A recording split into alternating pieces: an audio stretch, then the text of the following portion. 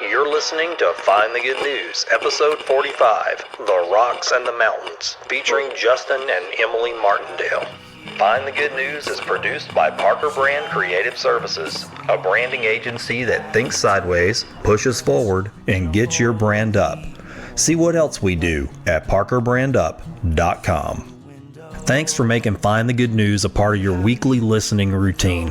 Today's episode is a really fun conversation with Southwest Louisiana creative couple Justin and Emily Martindale. It's a fun talk that gets into territory way beyond what you guys might expect. I hope you enjoy our talk as much as I did having it. Next week's episode 46, will feature Cameron Parish Port Director Claire Marceau. This episode will be another road trip special edition of Find the Good News. Claire invited me to drive down to Cameron and visit with her in the space that's close to her heart, Rutherford Beach. You'll get to hear the waves of the Gulf in the background during our visit, creating a lovely sense of space. I'll also be launching a short video featurette with the pod so you can get a better feel for the location. Today's episode is the last episode of June. We launched 4 episodes this month, and it's turning out that we'll launch 5 episodes in July. Those will feature Claire Marceau, Braylon Jenkins, Mike Brignac, and Kayla Rigney. I'm working on something special for the 50th episode of Find the Good News, so keep your ears close in the coming weeks for more info on that. You know I love you guys, and thank you all for listening to these conversations. There are so many wonderful people in the Southwest Louisiana region, and it's a real blessing on my life to visit with them in such a meaningful way. It means so much when you send me suggestions for new guests, so please keep those coming. Just follow Find the Good News on Facebook, Instagram, or Twitter and send me a DM there, or visit findthegood.news and send me an email. I feel like that's probably enough yak for today. Let's turn up the squelch, reduce the gain, set the dial to pod, adjust the volume just right, and press play on a little good news. If your heart is invested in a creative endeavor and you're in a relationship, there's almost nothing better than having the full support of your partner or spouse.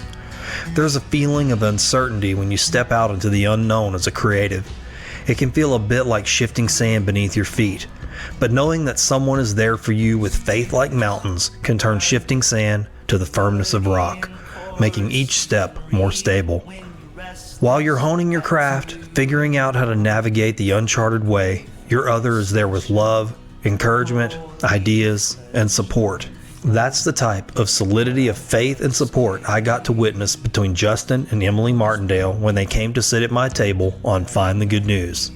Between the two of them, you'll find a creative carousel of talents. Justin is an accomplished and talented musician, producer, and designer, while Emily is a sought-after photographer and writer. They are both reflective creatives that find a great deal of joy in all the works that they do. In short, they seem to be having fun together, supporting each other's works and building a lineup of services that are helping other creatives bring their ideas to life. At the very heart of their relationship is a desire to help each other breathe life into their ideas, and that energy and support spills off of them in waves. Emily nurtures Justin's passion for music, while Justin actively cheers Emily into new ventures in writing, and on they go and grow. In Justin's music and Emily's images, you'll find an expert quality that appeals to the eye and the ear. In Justin and Emily's story, you'll discover good news and perhaps a little song that smiles in your heart. Wake up, it's morning, you're dreaming up a story. I can hear the way it's going, 'cause you're laughing in your sleep, on the path to your deliverance, and a holy wall of light pouring through your window. Old news, bad news, fake news. Sometimes you just want to shut it all down and get no news at all. With Find the Good News, I aim to change that by focusing on good people doing good work. I visit with artists, educators, civic and spiritual leaders, musicians, business owners, students, volunteers, and everyday citizens who are using their creativity, resources, and talents to bring hope and happiness to their corner of the world. In each episode, I dig into the hearts and minds of my extraordinary guests. We have street-level conversations about relatable things going on in their lives, discover the critical life experiences that shape them, the perspectives that drive them, and the fundamental beliefs that are anchoring them to a path of goodness. There's a lot of news in the world. My name is Oran Parker, and I'm going to find the good. And I love you just as well. So thanks for coming over. Yeah. It's exciting. Yeah. Yeah. This is like the coolest place I've ever been. Yeah. Come on. I love it. I'm glad. I was very surprised. I think most people are, because from the road you've got the signs that says for lease, for rent. It's almost like do not come here, you know, and and so when people walk in, they're like, wait a second, what's going on in here? I have people who do walk in here literally not knowing that they're looking for something else, but they'll just come in here and they go, what do y'all do? Because I can't tell, like they just don't know what it is. Yeah. Like, that's kind of cool too. I like it because it seems like it's like an endless source of inspirational stuff to look at. And I know, I'm sure with what you do, it's like you never want to be in short of inspiration for creativity and That's stuff true. like that. So having this stuff all around, there's always something to catch your eye to kind of throw you in a direction that you might be looking for. It's kind of like our Yeah. house. That's how our house is, kind of yeah. like how our kitchen and our room is. Is it? We just moved.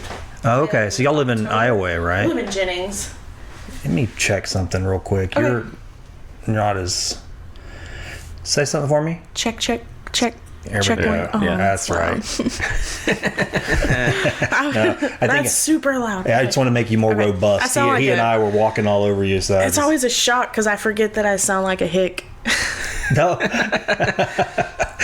My son and I were just listening to a show this morning because we've been having this conversation about how you perceive yourself in the mirror, you know, and there's all this information out there now about how we don't really ever fully see ourselves. And they even have, one of the things we watched said that there's these theories out there that said you could meet an exact duplicate of yourself and you wouldn't recognize them as you because we really don't see ourselves fully. And I was like, that's kind of I agree with fascinating. that.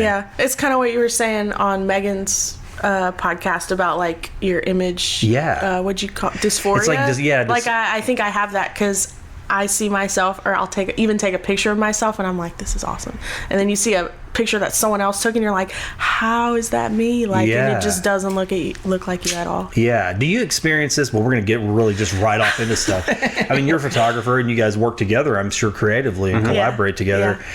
Have you experienced people happier with their portraits that you take of them now versus in the past, or is it different? Like, are they less happy, not because of the quality of the photo, but because of the way they perceive themselves? I think they're more happy, and I don't want to sound cocky, but I think I kind of tapped into this different realm of creativity because, like, versus how I used to shoot. Okay. I didn't really put a whole lot of emotion or thought behind it because I was just doing what I thought was like the standard level of photography, because I felt like if I could make it tangible for a greater Like a broader audience. more broad audience, then I would get more work.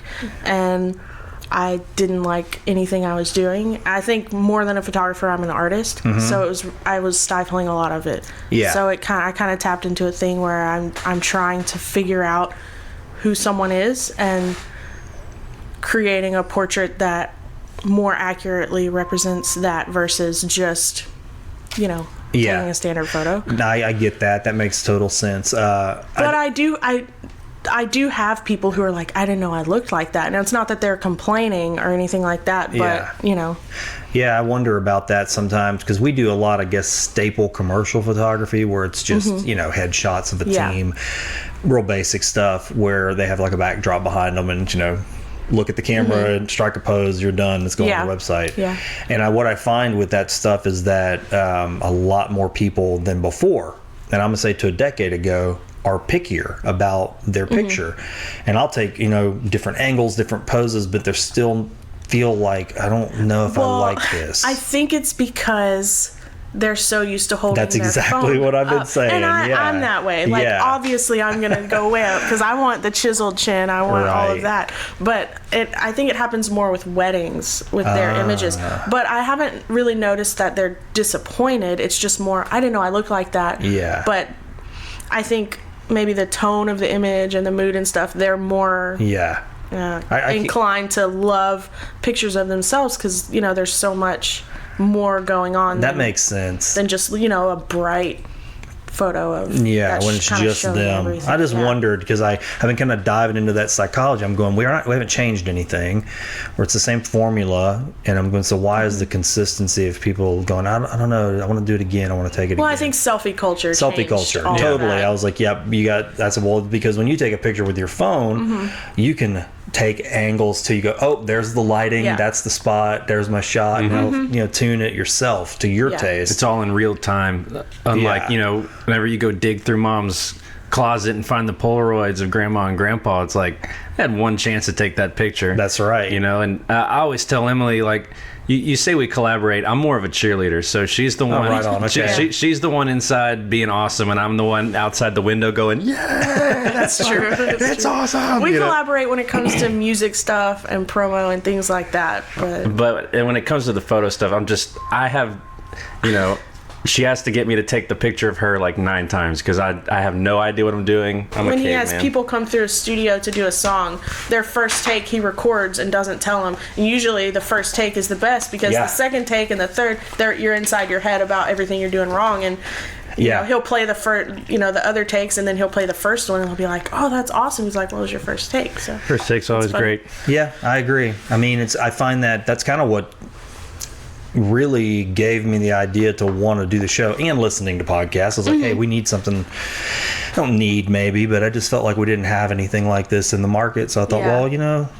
I'll do it. Let's do it. Yeah. I love long form podcasts. Yeah. That's my favorite kind. Me too, man. I do like 30-minute ones sometimes if I'm just kind of going, hey, I want to listen to get a little quick info, but I prefer the like longer. Yeah, the ones that I produce out of my studio range from like 10-minute to an hour long. But man, when it comes to like what I like to listen to, it's Theo or Rogan and those kind of guys who will just go on and on and on and on. I agree. Listen to that over a series of days, like especially if you have a commute, which I mean, if you're on the road, you were saying that yesterday. Yeah, that's why I actually started listening to. Well, he listened to podcasts long before I did. Then it got to where I started travel. I mean, I'm traveling at least twice a month. I'm either New Orleans, Houston, or Austin. I'm going all over. Yeah. And it's really difficult just trying to like.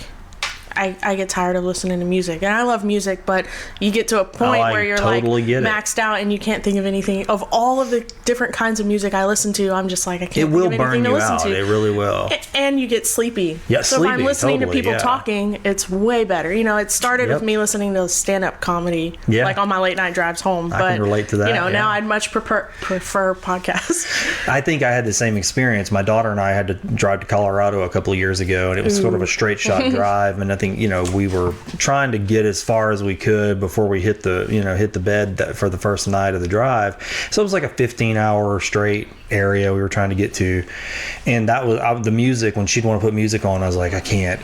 I can drive, but that music's subduing me. That's it. It's just taking me and off. it could be any kind of music. I could try listening to metal, and it just doesn't even. No, it doesn't matter. Change. Well, I think it's because, especially if you're listening to music that you've heard, you can I zone think out. It's good for your mind to get in those states, I think, where it sort of gets really gelatinous and kind of flowing. Music's great for that, but to stimulate your brain to go, oh, this is something new, or I hadn't thought of that. The podcasts or comedy was engaging my brain differently, and I could stay awake for a long time. Okay. Story time. I had a show in New Orleans that I went to, and we were. I was like, I can make this in one trip, and I'll save myself my money if I don't stay the night in New Orleans. So she's like, don't do it. And I said, I'm going to do it anyway. So I tried to make the drive back from New Orleans I think I left New Orleans at 1:30 in the morning. The show was way longer than it was supposed to be. Oh, so you're coming back Cosmic home Jams lasted way after longer. 1:30. Yeah. Wow. So I made it to drop off my partner. I dropped him off in Baton Rouge because he goes to LSU. Dropped him off. That whole drive I'm fine because I had somebody to talk to and help keep me awake. Well, the drive back was like the scariest drive ever whenever you just kind of like you hit the drunk bumps and wake up. So I eventually found a YouTube video that was nothing but like annoying sounds. Did that work? I mean, I had the radio all the way up, and it's like babies crying, car alarms, power drills, and I'm just like, why? Like I was wide-eyed, but I think I was falling asleep with my eyes open.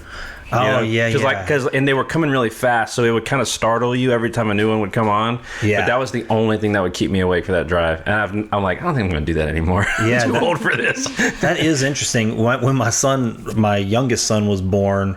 How many kids do you have? I have 3. 3 kids. Yeah, and will be 21 this coming month, and one will be 16 this summer, and the other one's 8. He'll Cool. be 9 Awesome. in November. So, but when he was a baby, see, my first 2 were from a previous marriage, and so when Michelle and I decided to have Eben, this is her first go round, and I was kind of going, okay, the crying, but as I was older, so I was going, man, I don't know if I can hang, and so I recorded him crying on my phone and set it as an alarm to like remind myself to get up at certain times, and there is nothing like a crying baby. It just stimulates. Lucid. Yeah. Lucid immediately. Yep. Yeah, I mean, it was like, and it was honestly, it's not a good sound. I mean, it's not. No, it's horrible. It's horrible. I remember. It's supposed to be horrible. Well, it was I think it's evolved supposed for to that be. way for a reason. That's right.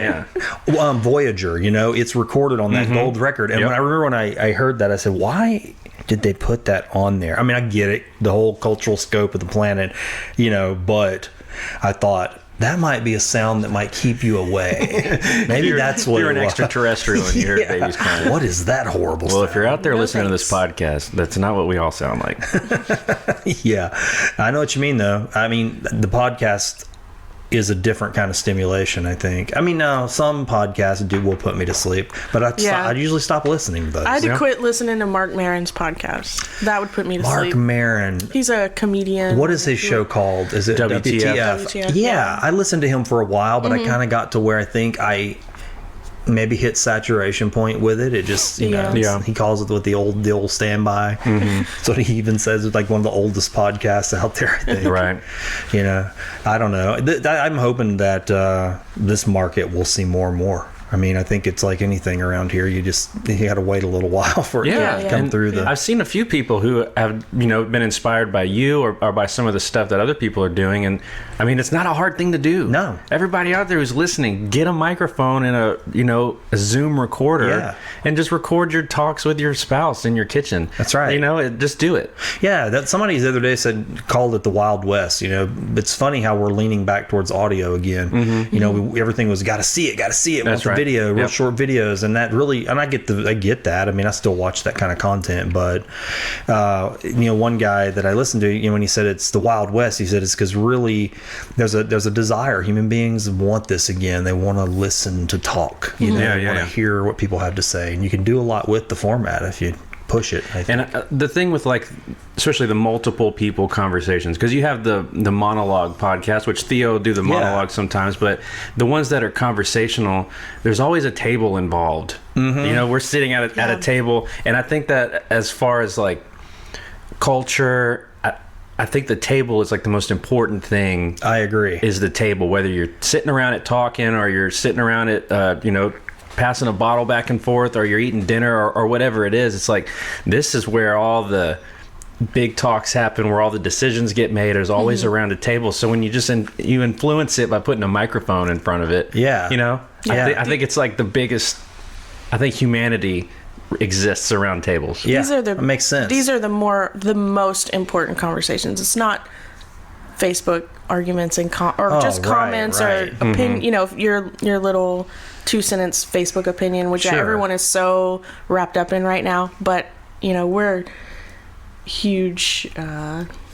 I don't know the right word. Supporters of just having people sit at your table just to talk, have coffee, eat dinner. It doesn't matter what you're talking about. It's just kind of getting back to those roots. No, I agree. I really do believe that we can solve a lot of things by gathering at the table and having conversations that aren't, granted, we're putting this out there to be heard, but in a style that isn't meant to be heard. It's almost like, hey, this is a private, intimate conversation, so you can really dig into yourself. And honestly, I find that when I'm having private conversations, it's when I'm actually more willing to see the other person's side. If I have already entrenched myself in sort of a position, when you're at a table and it's just you and the other person, you can go, they become very human. There's no audience. There's no, who are they gonna vote for me? Or are they gonna like my position more? It's not meant to be gauged that way. And so I can go, it just humanizes the other so much. You can have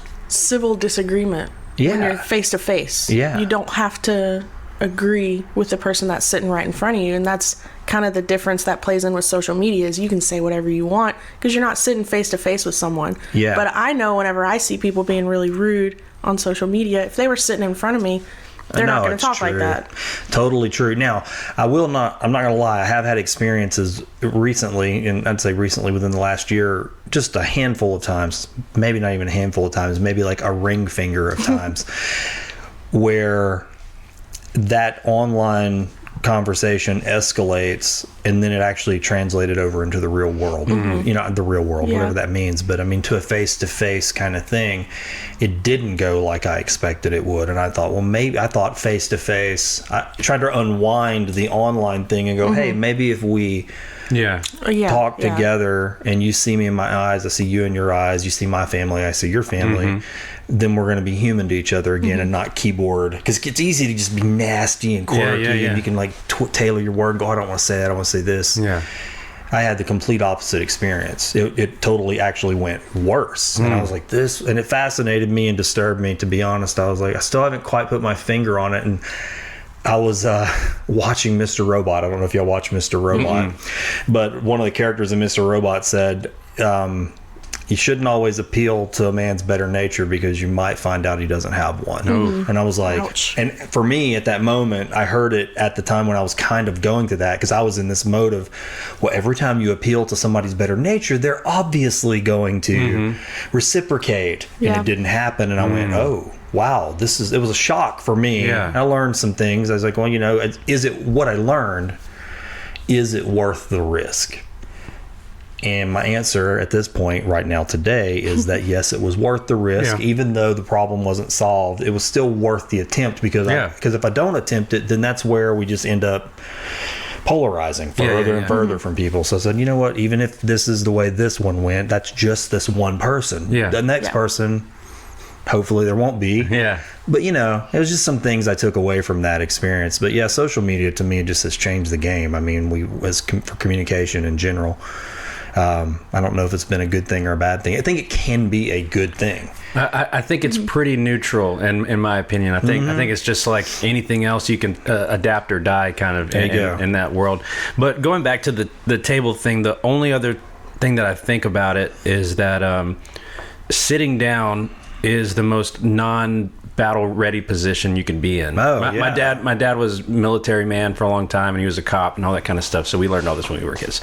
But sitting down, especially with something in front of you, is like the most tactical position that you could be in. The best one that you can be in is to be standing up in front of somebody, you know, maybe off center. If you want to get technical, you want to stay out of his shoulders or whatever. So when you're sitting down, you're so neutral. It'd be very hard for me to get a fight or flight reaction and really want to, you know, I'm not saying that, you know, conversations lead to physical violence, but, you know, we're evolved. You know, that from caveman days and things like that, we have, especially we as men, were built for combat, you know, and it's taken thousands of years of dialing that out. But sitting down, especially with something in between us, we're neutral now. I can't reach you, you can't reach me, so subconsciously we're kind of in a passive position, you know. And that's interesting, because it makes me think about, and where do I want to reach you, right? Like, I'd rather reach you in there. Exactly. Heart, you know, so that's just a great way to do that. That's the other thing about this format and the table, and even the podcast format. You know, monitoring the voice, I thought, because I'm deaf in my left ear, so I can only get so much quality, you know. But for me, it was less about the quality than it was about focus. You know, by doing that, I'm like, it shuts the world out, and my whole world becomes who I'm talking to. You know, it's not what's for me. I have a problem because of the hearing. I tend to tune into what's on the right side of my head more. And so if we're out in the public space and I'm at a table with somebody, I can't always like zero in on them. My attention gets drifted out to what's going on over sort of in my right hemisphere. So this format for me was great, because I go, that shuts that out and lets me get dialed in, I guess, on the people, which I really like that. So speaking of getting dialed in, I want to jump off. It's interesting when I talk to a couple. I've only done it one time before. It was Carl and Chelsea Boudreaux. You know, now their story was interesting because they went to high school together, and then they kind of met in high school, and then their paths sort of stayed the same, on the same trajectory, and they be almost, for me, listening to them, it was fascinating, because like y'all are like one person almost. They're different people, but they definitely were in each other's little orbit like that. And so I would love to hear how y'all's story, even if whether it's the same or different, but like, how did you guys get into each other's orbit? I mean, how far back do you want to go? I'll go back as far as you want. I mean, Justin's way more eloquent at explaining things. I have like some ADD going on, and I don't know. I could go on like a million tangents before I even finish the first point. So I'm gonna let Justin take the microphone on this one. He can have it. And I'm happy, I know it. If you're like me, then you've got a long wish list of things you need to do around your house, things you just can't get to. It's not that I don't want to do them, but between my responsibilities at work, producing this show, and squeezing in some valuable mental downtime, I can't seem to get around to fixing the small stuff, and the big stuff is just waiting in line. To be honest, it kind of stresses me out. Maybe you're stressing out too. Well, stress no more, because I've got good news. My friend Ben Von Duke has started a handyman service, and he takes the mystery out of getting these things done. Ben Von Duke is not just some guy that calls himself handy. He knows what he's doing, and he knows a whole lot. Not only is he an experienced and professional carpenter, but he's kind of a Duke of all trades. What I love is that he's created an a la carte price list of services, so you don't have to worry about getting in your pockets too deep before you're ready. He'll fix your running toilet, install appliances, replace fixtures, install ceiling fans, repair sheetrock and concrete, and a whole lot more than that. Look, I'm not too proud to say this, but sometimes it takes me 3 times as long to fix something, because I've got to get online and search videos just to figure out what tools I need. Then I have to go buy the tools that I don't have, and then sort of come home and do the job. I don't have to do that anymore, because Ben Von Duke will do it, and do it better. On top of all that, he's just a good person, someone you can trust. He's honest, he's kind, and those are things that I value highly, and I bet you do too. You can get a hold of Ben Von Duke, the Duke of all trades, the good old-fashioned way, by using the phone. Call or text Ben at 337-540-1355. That's 337-540-1355. He'll send you his service and price list, and trust me, his prices are more than fair. And do me a favor, when you do message Ben at 337-540-1355, tell him you heard about the Duke of all trades on Find the Good News. Emily, whenever I was in high school, I was a senior in high school, or maybe I was latter part of my junior year. Uh-huh. And Emily's a year older than me. She was a youth worker at the church that I started going to. Okay. So I went to Hamilton Christian Academy. Didn't do so well at Sulphur High School, and they asked me to leave and not return. So that's what I did. So you're a Sulphur boy then? Oh yeah. Okay. Yep. Long story short. Yeah. Long story short, they asked me to leave and not come back in the middle of my 9th grade year. But I went to Hamilton for a while, and just from my perspective, whenever I got to Hamilton, I didn't really date. I was a teenage boy. I was interested in girls, but I didn't really date. I was more interested in playing guitar and listening to records and, playing Magic the Gathering with my friends and just hanging out. I wasn't very appealing to the average high school girl, I guess you could say.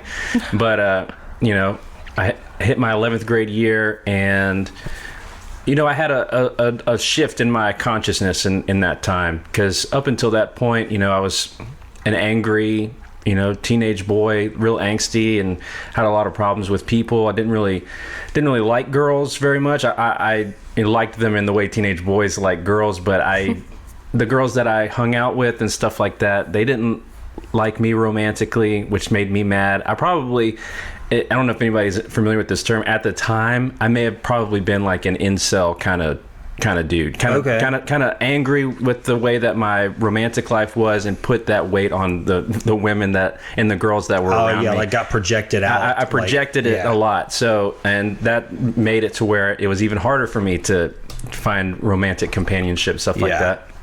But I had a huge consciousness shift in my 11th grade year, and part of that came from reading C.S. Lewis and stuff like that, and having really good teachers who helped shepherd me towards a certain direction.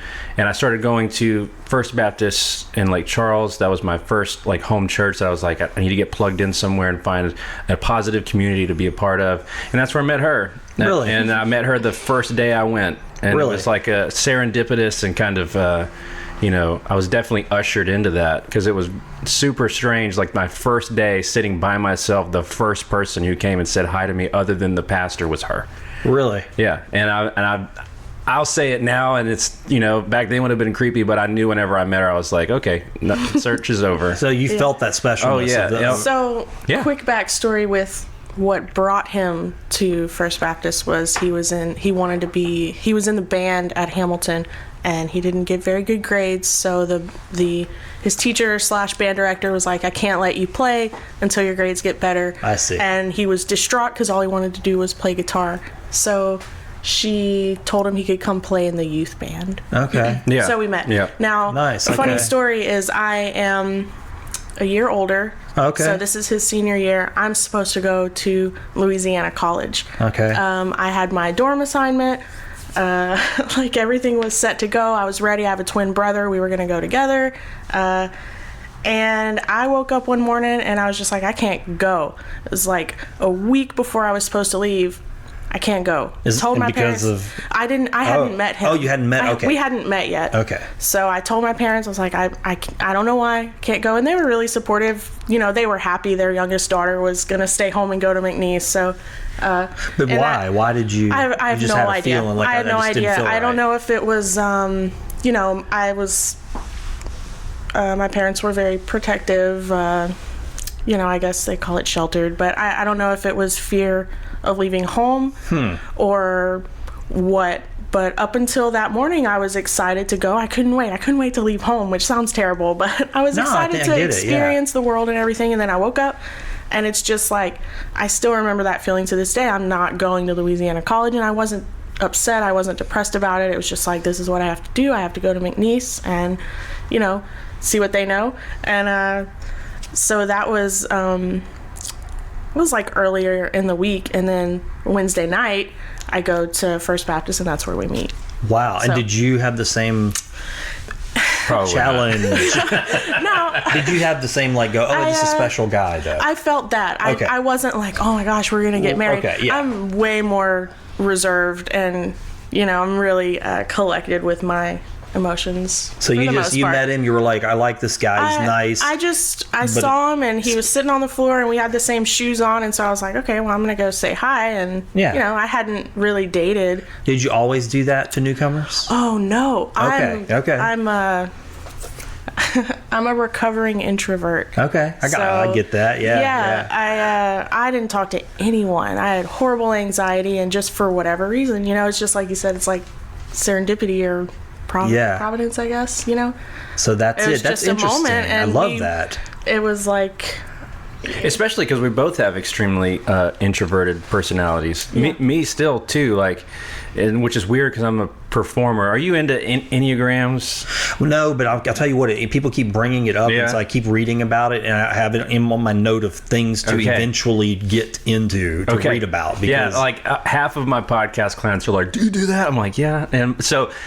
Just for people who are out there, everybody brings it up. Yeah. Anybody who's listening maybe knows what that is. I'm a 4 with a 3 wing. Okay, a 3-wing 4. I'll know eventually when I finally get. Well, but that particular Enneagram is it's a paradox because a 4 is an extrovert and then the 3 is basically an introvert. So I'm an introverted personality, but I do things that are very extroverted. So I'm a musician, I'm a performer, I do podcasts, I do stuff like this, and I do art and stuff like that.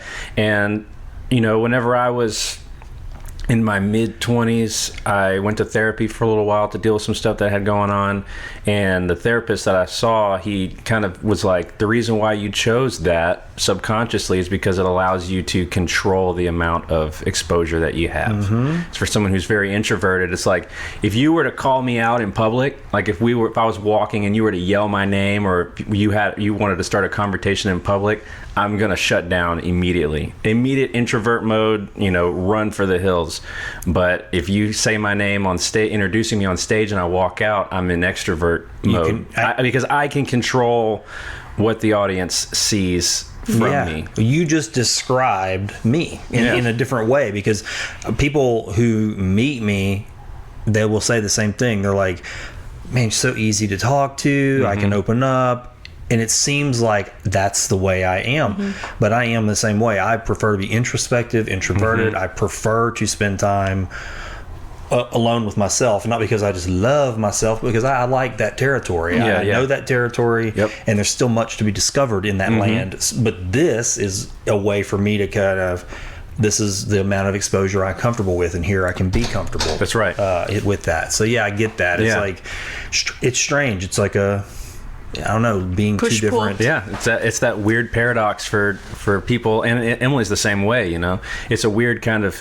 I think a lot of artists like yourself and like my wife, and that's why we do art, because it allows us to expose. This is such a strange sentence, and please don't take it out of context. It allows us to expose parts of ourselves that we that we want. You know, I don't think anybody ever wrote a song or made a piece of art and said, "Oh, I didn't do that intentionally. I didn't say that about myself intentionally," or I think it's always intentional. Yeah, whether it's extremely conscious or not.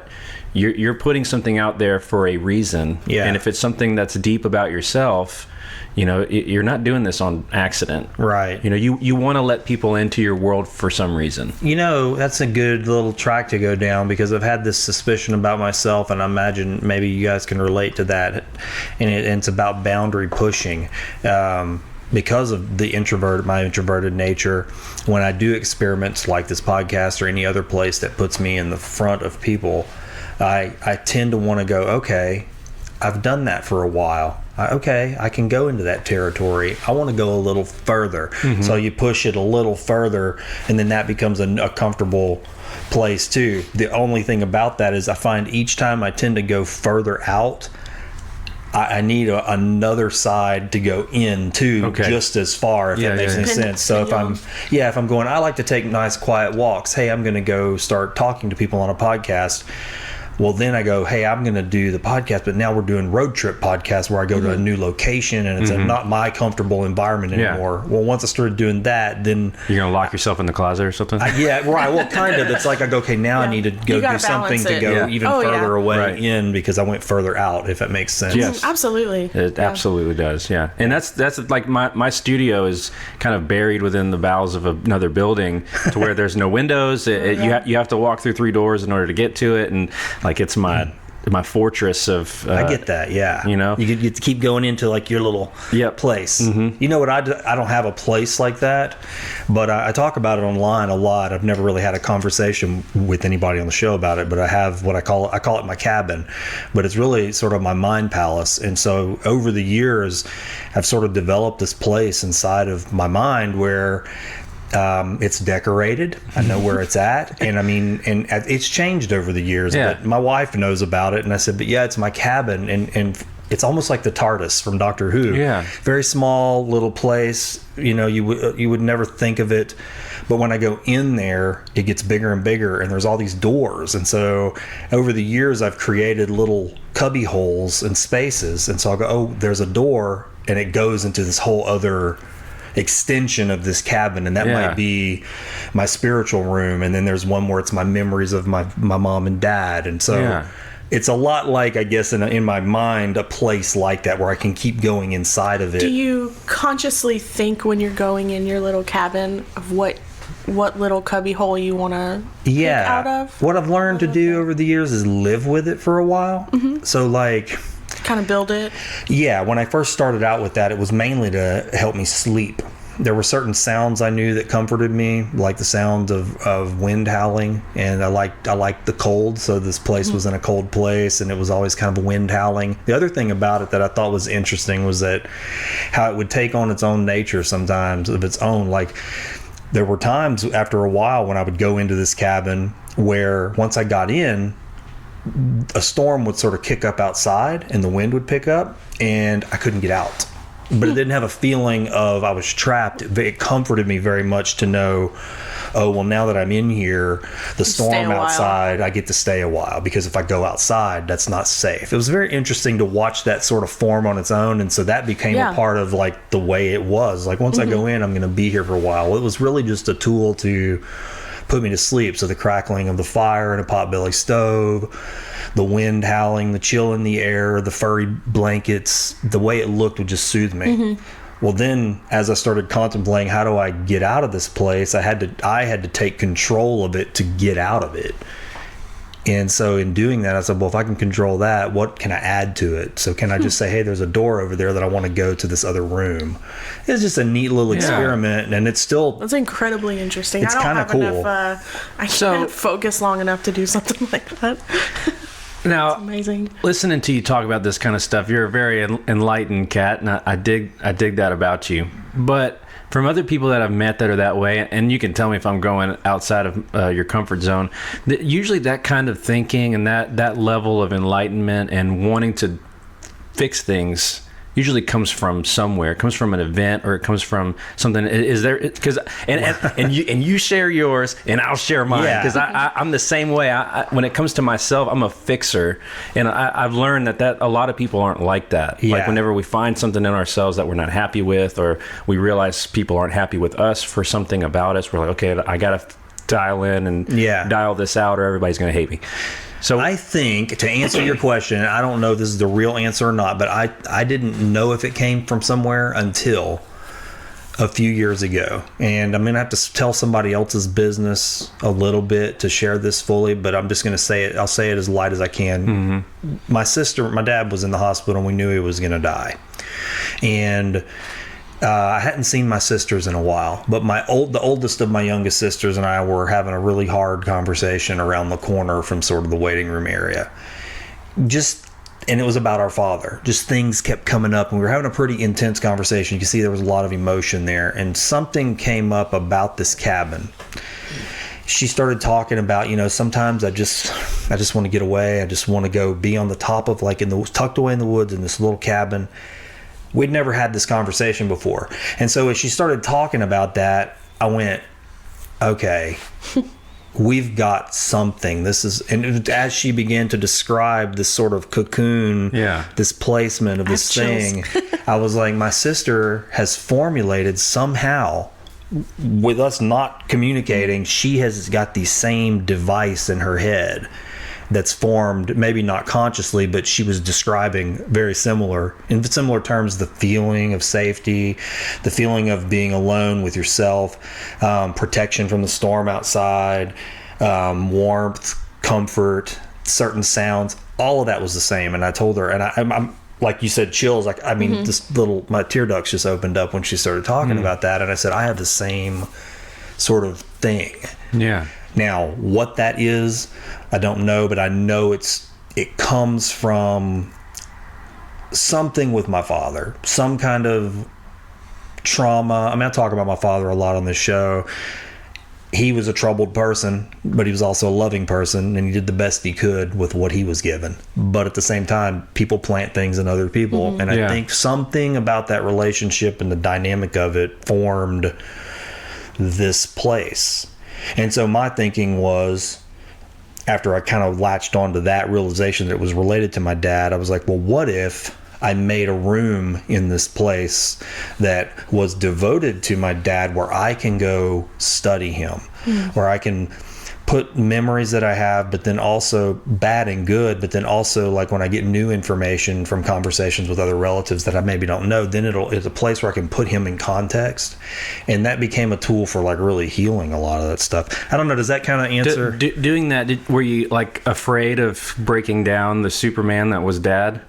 Because I think a lot of boys, especially whenever we were growing up, he's the hero of the story, right? Yeah, my dad was probably the hero, but he was at the same time sort of the monster too. Well, and it's cool to hear you say that, because I have two dads. I have a stepdad. His name's Marty.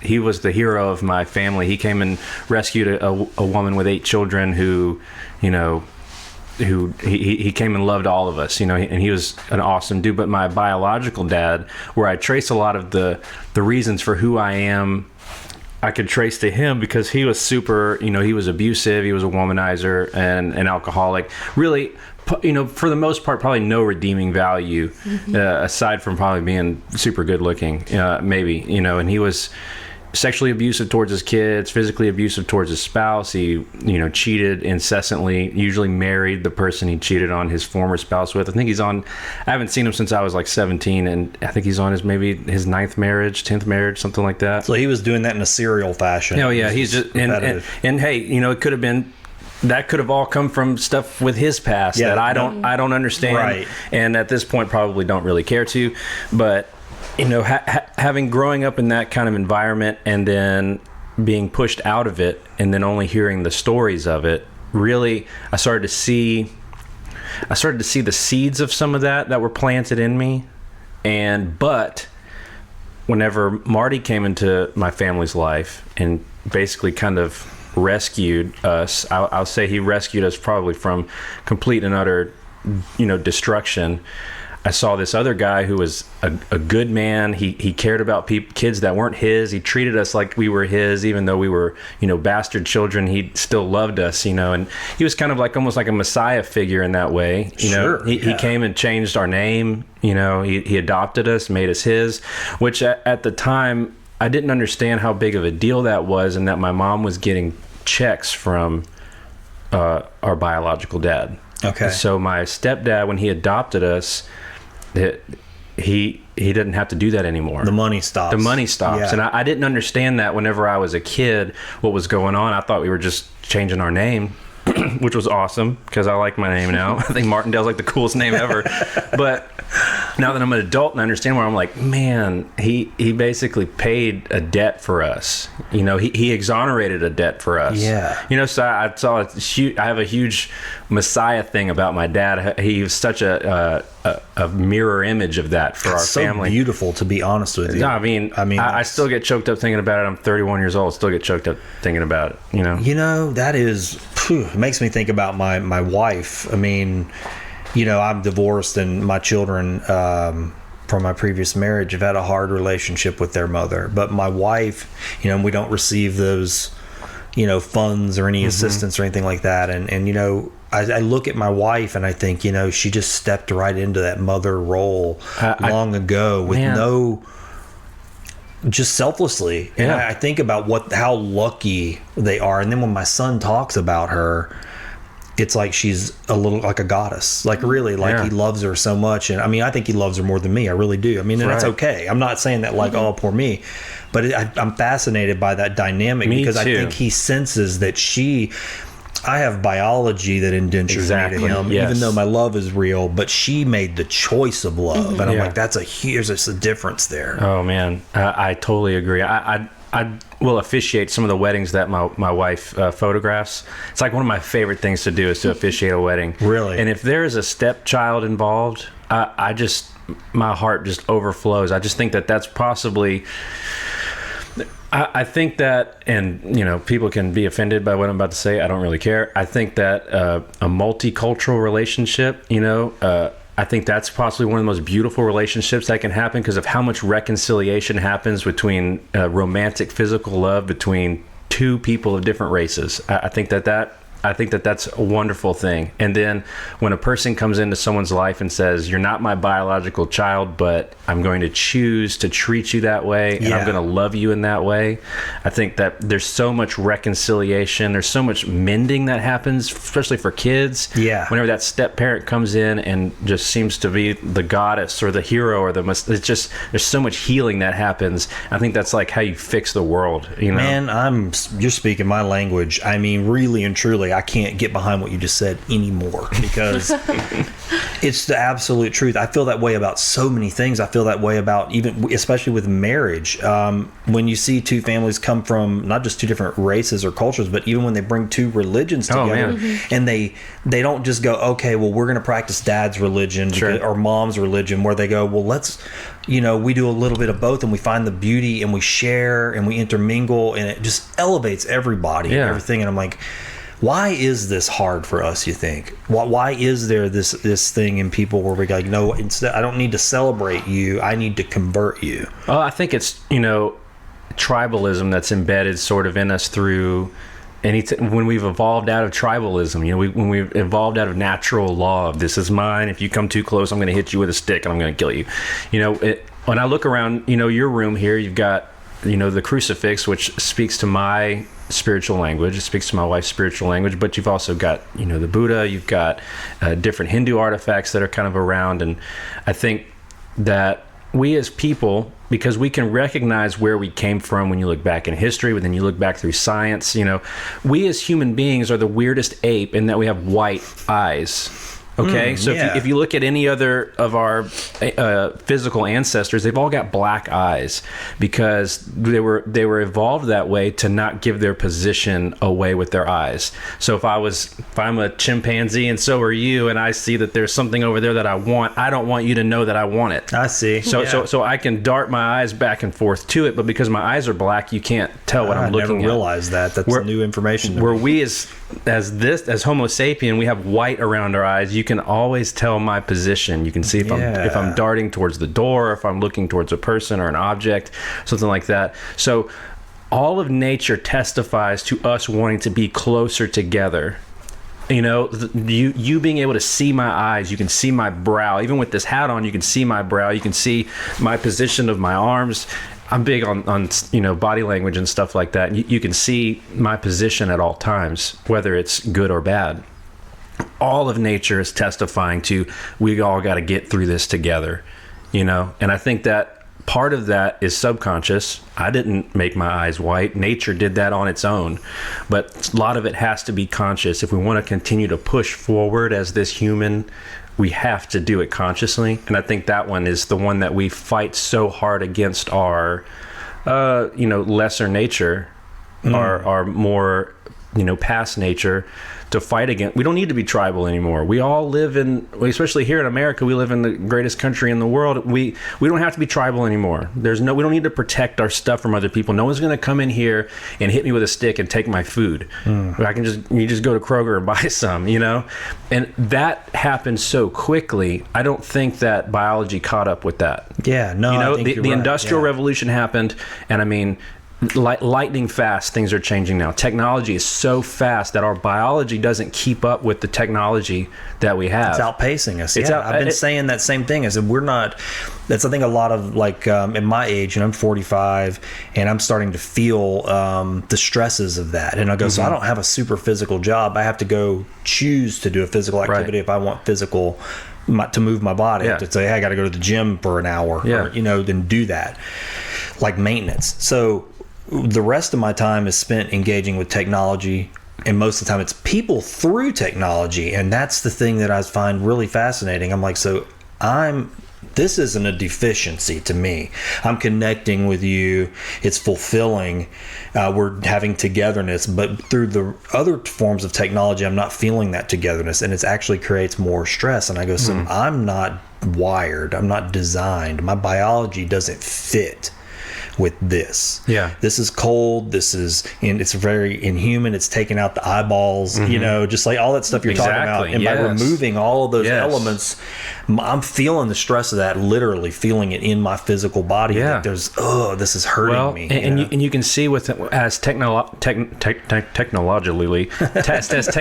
has advanced, you see the rise in depression, you see the rise in anxiety and attention deficit and all this stuff. It's because still our biology has not caught up with the cocoons that we've built. If we can go watch TV anytime we want, we have our little cell phones, and we can be kind of more reclusive. No, our biology still wants us to get together with our groups. Our biology wants us to go outside and do things and create things and stuff like that, which is why a lot of psychologists and therapists say, if you need antidepressants, we'll put you on them. Otherwise, you need to go for a run. Or you need to go out into nature and camp, or do something that's outside, get fresh air and vitamins from the sun. The sun gives you vitamins. Like, does that not blow people's minds? And we've not evolved out of that. Even though technology has evolved so much quicker than we have, you're still a human person on the planet who's mostly based in carbon and water, and you still need to go outside and do things for your body to work properly. And I'm happy, I know it. I'm helpless. Look, as much as I enjoy talking on Find the Good News about making a change, I'd be less than honest if I didn't admit that change is hard sometimes. I should get more quiet time. I should exercise more, walk more, sleep more. And the one thing that I know I should do, without a doubt, is eat better, healthier, and fresher. But there's a wide berth between knowing something and actually doing something about it. I love to cook, but just like those other should-dos, I don't always make the time. This is where I have to tell you about Fresh Fuel, because it takes procrastination out of my way. Fresh Fuel is a fresh take on getting healthy, wholesome, and satisfying foods in your life as a kickstarter to critical change that lasts. When you sign up for a Fresh Fuel program at thefreshfuel.com, you'll find tiers for your specific level of can't get up and go. I know I found mine. My friend and founder of Fresh Fuel, Megan Abraham, wants to do one thing and one thing only. She wants you and your family to eat healthier, delicious, home-cooked meals. That's it. With Fresh Fuel, Megan has taken all of the I can't do it out of putting better meals in front of the people you care about. And she's quick to remind that one of those people should include you. Go to thefreshfuel.com and choose the program that's right for you. Megan provides you with the recipes, supply lists, links, videos, goals, and very important here, access to the Fresh Fuel Facebook group, where you can connect with other Fresh Fuelers, real people just like you and me, making the same journey. What I love most about meal prepping with Fresh Fuel is that you don't have to do it alone. Megan is right there with you every step of the way, making the same changes you are. Fresh Fuel isn't a diet. It's a life change for those of us that just have trouble changing. Since I signed up for Fresh Fuel, I'm cooking more, eating better, and honestly, I'm feeling better too. I believe in Fresh Fuel so much that I asked Megan to offer Find the Good News listeners a chance to try it out at a discount. Just go to thefreshfuel.com, select one of Megan's signature programs, Fresh Fuel 28, the 28 Plus, or the 28 Pro plan, and then enter the code Good News to get 10% off your program. That's 10% off a Fresh Fuel signature program by visiting thefreshfuel.com and entering the code Good News. Fresh Fuel has been good news in my life, and I'm betting that thefreshfuel.com will be good news for you too.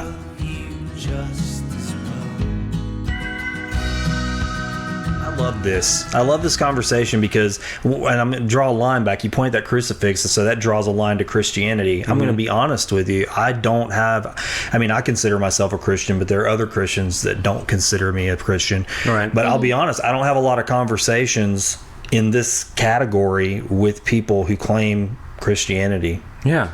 And I don't know why that is, because it's a lovely conversation. It adds to just a whole nother dimension to your just relationship with creation and a creator. I don't know. I just love that. I mean, it's just kind of, for me, it's like I feel like it's a balloon that's just blowing and overflowing, like a cornucopia of things you could just continue to dive into in that category. Sure. And, I've got low friends in high places. I don't know how you want to say it, but I've got friends who make hard stances of what you're allowed to believe in order to be a Christian and all this kind of stuff. And I've got some friends who are on the far liberal spectrum of that. With anything, I like to try to be in the middle. There are some things I swing right. There's some things I swing left. Yeah. I'm still a person trying to figure things out, but I try to run the road down the middle. It's like, okay, if you say I have to believe all these things in order to be able to call myself this, I'm going to pick half of them, Right. Like, okay, let's dive into it and figure out which half you're probably correct on. Yeah. And then the other side, I'll say, let's figure out which half you're probably wrong about. I have a similar feeling. The way I've told some folks is like, I said, you're telling me I have to eat that whole cake, but somebody stuck a razor blade in there. You know what I mean? Yeah. Like, that's every once in a while you get into something and you go, whoa, hang on a second. Yeah, this isn't. I'm stepping on a broken bottle in this sand pit all of a sudden. What is this? Do I have to keep walking on this? Yeah. I had a friend in high school whenever I, became a Christian and started wanting to fix things and had that consciousness shift, that whenever I told him, he said, man, I wouldn't do that. Christians are like ants. And I went, what do you mean? He was like, ants, all they do is come out of the ground and bite people, and that's why people don't like ants. And I was like, man, You know, at the time I was offended because this was a person who was my friend, and they were kind of prejudging me. But then as time has gone on, I'm like, man, you know, sometimes we are kind of like ants. Sometimes we do kind of just come up out of the ground and bite people, and people get pissed off, and then we go back in the ground. It's like, that's not a good way to live. I don't see that anywhere in the spiritual doctrines of my faith. Right. Coming out of the ground, biting people, and then going back in the ground. No. Yeah, that's an interesting way to put it. Yeah. I can see why. It's a very simple but yet eloquent way this person put it. I was like, okay, I just want to try not to be an ant. Yeah, you don't want to be an ant bed, man. Yeah. I mean, why? Yeah, no, I like that. I love that, actually. Mm-hmm. Huh. So, do you guys share your spirituality, and are you all in the same camp? I'm not really sure. Okay. I mean, I want to hear I think about Justin's this. more solidified in what he believes. I am just recently coming out of about a year and a half of being completely atheist. So Really? I left the fold. So Yeah. like, and this is interesting. I just was talking about atheism this morning Mm-hmm. online because I'd love to hear how you got there. Okay. And then how whatever you're walking away from, if that's, or how you're moving in a different, whatever that is. Okay. The whole, Let's see I'd if love I to hear can, that. Yeah. rein this in. So I grew up Catholic. Okay. When I was in high school, my twin brother started dating his now wife. They dated all through high school. And she went to First Baptist where Jay and I met. Okay. But they went they were going to go on a mission trip together, and I was in 10th grade. So my brother was like, you need to come hang out. So I was a super recluse. I had a really hard time in school, extremely antisocial. It was miserable. I decided to go, and I was just sick the whole week before because I was so nervous. I didn't know any of these people. I went on the mission trip, got quote unquote saved. And then I just went to this church from then on. And I truly felt, you know, Like a change or something. a change somewhat. You know, I already understood the concept of Jesus, and I wasn't completely solidified in Catholicism, but I had a lot of respect for it, and I still do. But I did all the things, you know, that you do when you're in youth group, Yeah. and had this idea of what, you know, it looks like when you're a believer, a true believer, because then I kind of got on that thing that I think a lot of Baptists do of like, well, if you're Catholic, you're not really a believer. Yeah, well, and both sides of that and that story was- say yeah. the same things. And I yeah. mean, That no true Scotsman stuff. Yeah, right, right. That never sat well with me. So anyways, I was really felt solidified in my Protestant faith. Yeah. Jay and I met, and we continued to go to church, and then we ultimately started going to Sale Street, which is where we now go, Sale Street Baptist. Okay. And just recent, you know, like probably 2.5 years or so ago, I was having a really difficult time with our oldest son, who's now 6. Okay. And he has really bad anxiety and was diagnosed with autism, Okay. extremely high functioning. They would have called it Asperger's back in the day. Okay. But Yeah, they don't use that technically term. call it Asperger's. It's all under the umbrella that is autism, but Yeah. there's so many main traits of autism that Arthur doesn't show. But I had a really hard time bringing him on Sundays. I just at no fault of the church, I just wasn't getting the help that I needed, and I would drop Arthur off at Sunday school, and he would just start screaming and have panic attacks. yeah, And okay. it just became, we lived in Sulphur. Yeah. We were driving to town. It just became pointless It to was go. hard. If the second Yeah. the service started, Yeah. I would have to go pick Artie up and And then it would set buckle the him. tone for the rest I of the would day. have to Sure. buckle him in his car seat and just let him, you know, try to hold him back from hitting his head. And you know He that this was- event, if the more it And happens, I you're knew- going, this is going to trigger this. Yes, This is and it like would gonna- ruin us for days. So I quit going, and you know, everyone's busy. Everyone has their own life. I didn't hold my church family accountable for this, but I fell away. I didn't have a connection with people. I felt extremely isolated. It's isolating enough in my career field because I work from home. Sure. Mostly from home. Yeah. I travel a lot. You know, I don't have a lot of the poster characteristics for, at the time, you know, I don't know how old I was, like 28-year-old wife and mother. I just didn't look like everyone else, and I really struggled with that. And then eventually, the longer you're away from something, the more welcoming other ideas start to seem. And I didn't have any friends. And, I just started getting into listening to Christopher Hitchens. Sure, I know who he is. I was reading some of his books, and I was like, man, this all just really makes sense. And I think there was a little bit of anger in there with it as well. But eventually I quit reading. I didn't want to be swayed anymore. Yeah, I got you. By rhetoric. I struggled with that for a really long time. If you could present something to me and with really great rhetoric, I'd be roped in. And I think my angry atheism days, I started immediately with that. It was amazing to me how quickly my entire faith dismantled when I quit going. I mean, I thought I was like, that's completely solidified, but when I broke away from it, it was just how quickly it was so quick that I just remember, like, I actually remember dropping him off in, like, it was like an hour and a half drive. I was dropping him off to go play a retreat, and I was driving home, and I was like looking at the stars, and I was like, this is all so beautiful.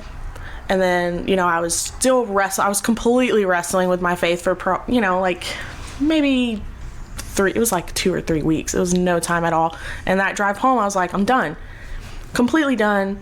And I was fine with that decision. Yeah. And I felt some freedom in that. And I don't want to talk about my time with being an atheist as something I'm completely proud of. Well, but it was a very interesting time for me. So I just didn't really do anything. I didn't pay any mind to, you were just living religion. I was just kind of doing my thing. Our boys were so demanding, and my career was kind of exploding, and so I was just busy all the time. I was like, I don't have time for this anyways. Yeah. And so you spent how long of a time period was that? That was probably a little over a year. Yeah. And in that year, I found some of the best people I've ever been around. Some of them are atheists. Some of them don't know what they believe. Some of them are Christians, but they're heavily involved in my life. It was a sweet time. Mm-hmm. But now looking back, it was a time of my time of disbelief. Yeah. So it's interesting. It's a difficult black and white kind of thing of like, I'm supposed to be on this brighter side, but So it wasn't a dark time for you. It wasn't. It was nothing like, my life was nothing like what I heard an atheist life was. I was extremely happy. My entire platform for my business and the way I photograph changed, and you can actually see that shift in my work. I leaned heavily into my artist heart. I started doing more things that I wanted.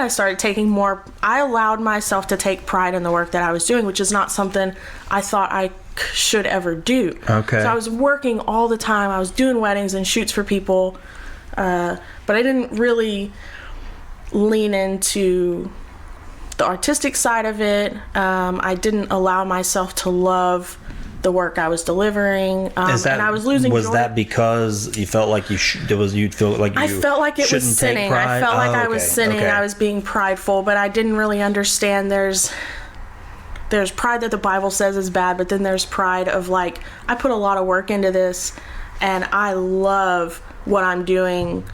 I love the work I'm doing. I love making people happy. So yeah. In that time though, probably, I guess about 8 months into being an atheist, I started noticing that I'm a hyper emotional woman. I was like, go figure, you're a woman. But I'm a fairly strong woman. I kind of built up the Emily that everyone sees today in that year and a half. A little bit more confidence. I'm not quite as introverted. All of these things started to change, and it was like a renaissance for Emily. Yeah.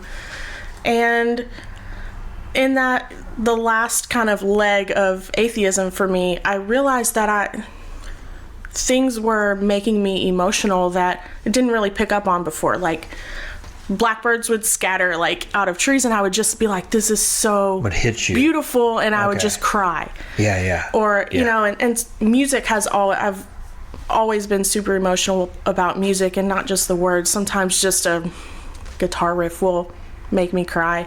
And I eventually started thinking, why when I was a Christian didn't I feel these things? And I started to kind of think, okay, well, it's because there's nothing there. You know, my brain would keep trying to go back to, You're equating that. You're putting those, like, it's making a math problem out of it, right? yes, and I was well, that trying didn't to come say, from that, so. yeah, I was trying to, I found myself trying to convince myself again that there is no God.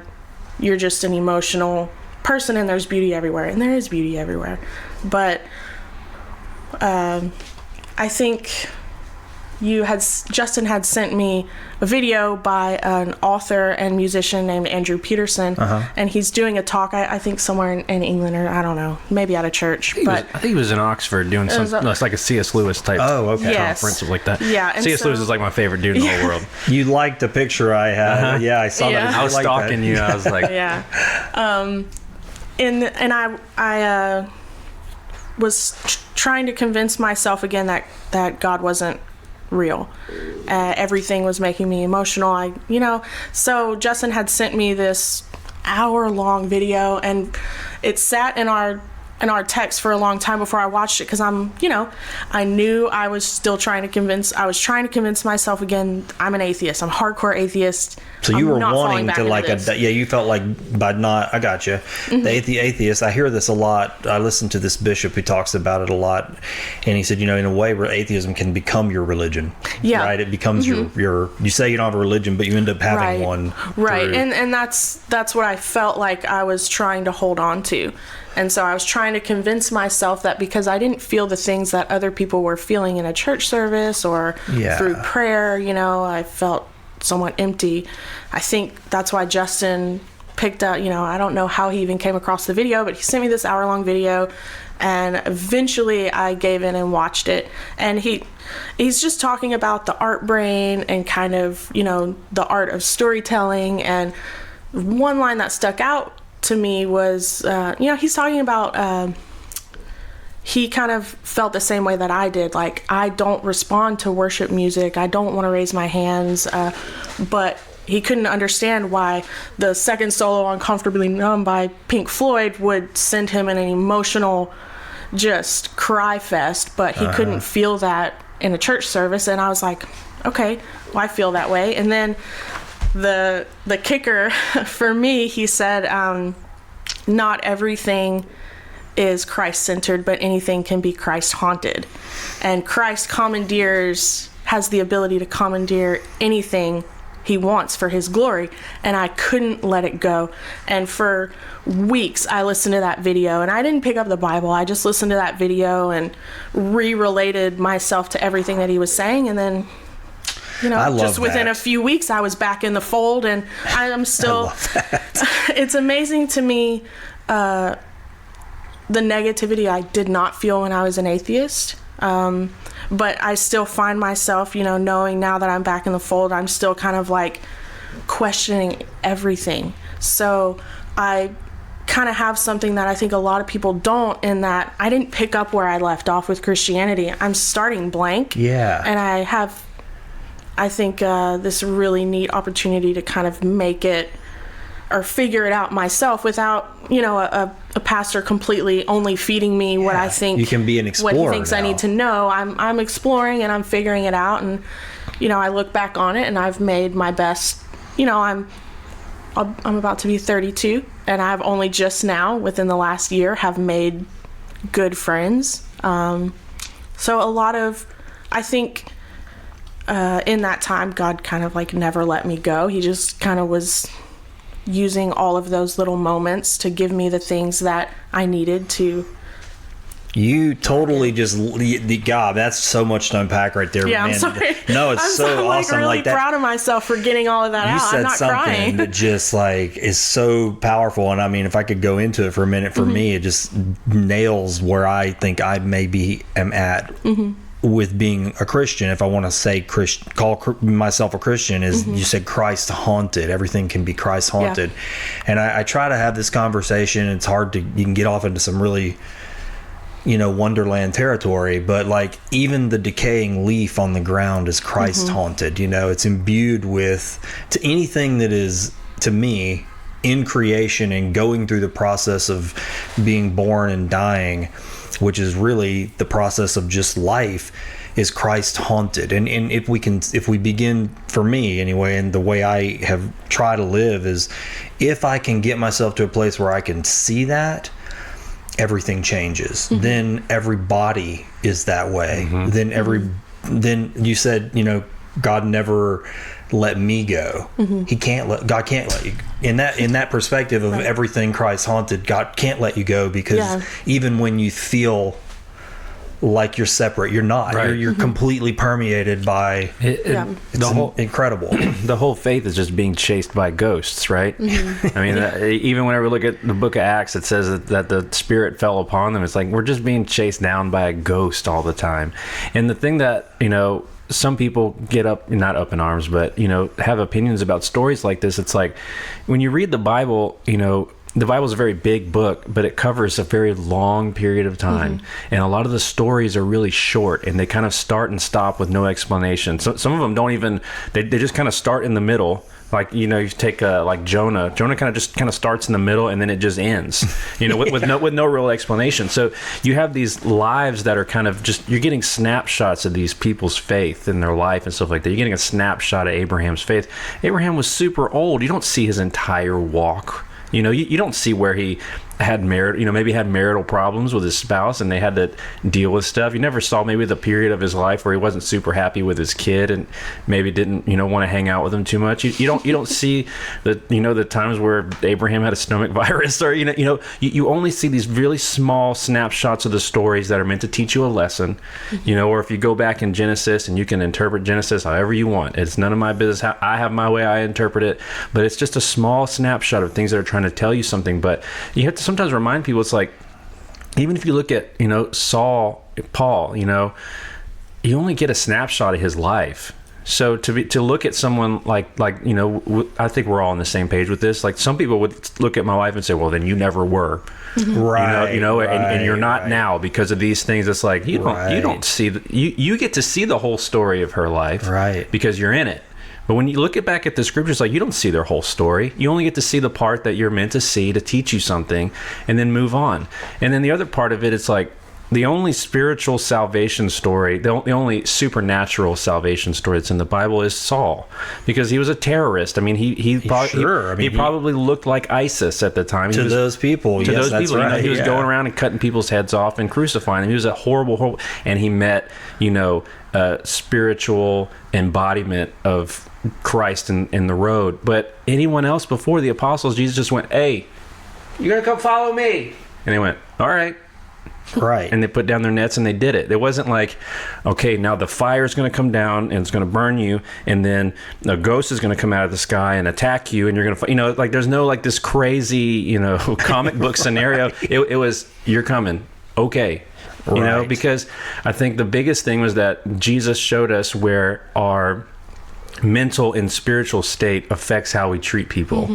Whenever he says, when you hate in your heart, you've committed murder against your brother. It's what's he trying to, am I really killing that person? No, you're not. But in your mind, where's the battleground? Where's the battle begin? Exactly. Yeah. Right? You're killing that person in your mind by saying, I'm going to hate them. Now there's no love. There's no relationship with this person. You might as well just stab them at that point if you're not going to choose to find common ground and empathy and love for each other. Yeah. It's like, dude, what? Like, I know. Yeah, man, that's actually just, I'm loving this conversation, because this is where I want to live. Do you know what I mean? I really do. I want the whole world to be like this, like every encounter to be like this, because it's what you said earlier. We're designed, they're telling us you're designed for the other. You're designed to be in relationship with the other. Your survival is critical to the well-being of the other. Yeah. But we as humans want to go, I've got to protect myself. Yeah. But what that is saying is going, no, consider the other. Always consider the other. What is yours, half of it belongs to the other.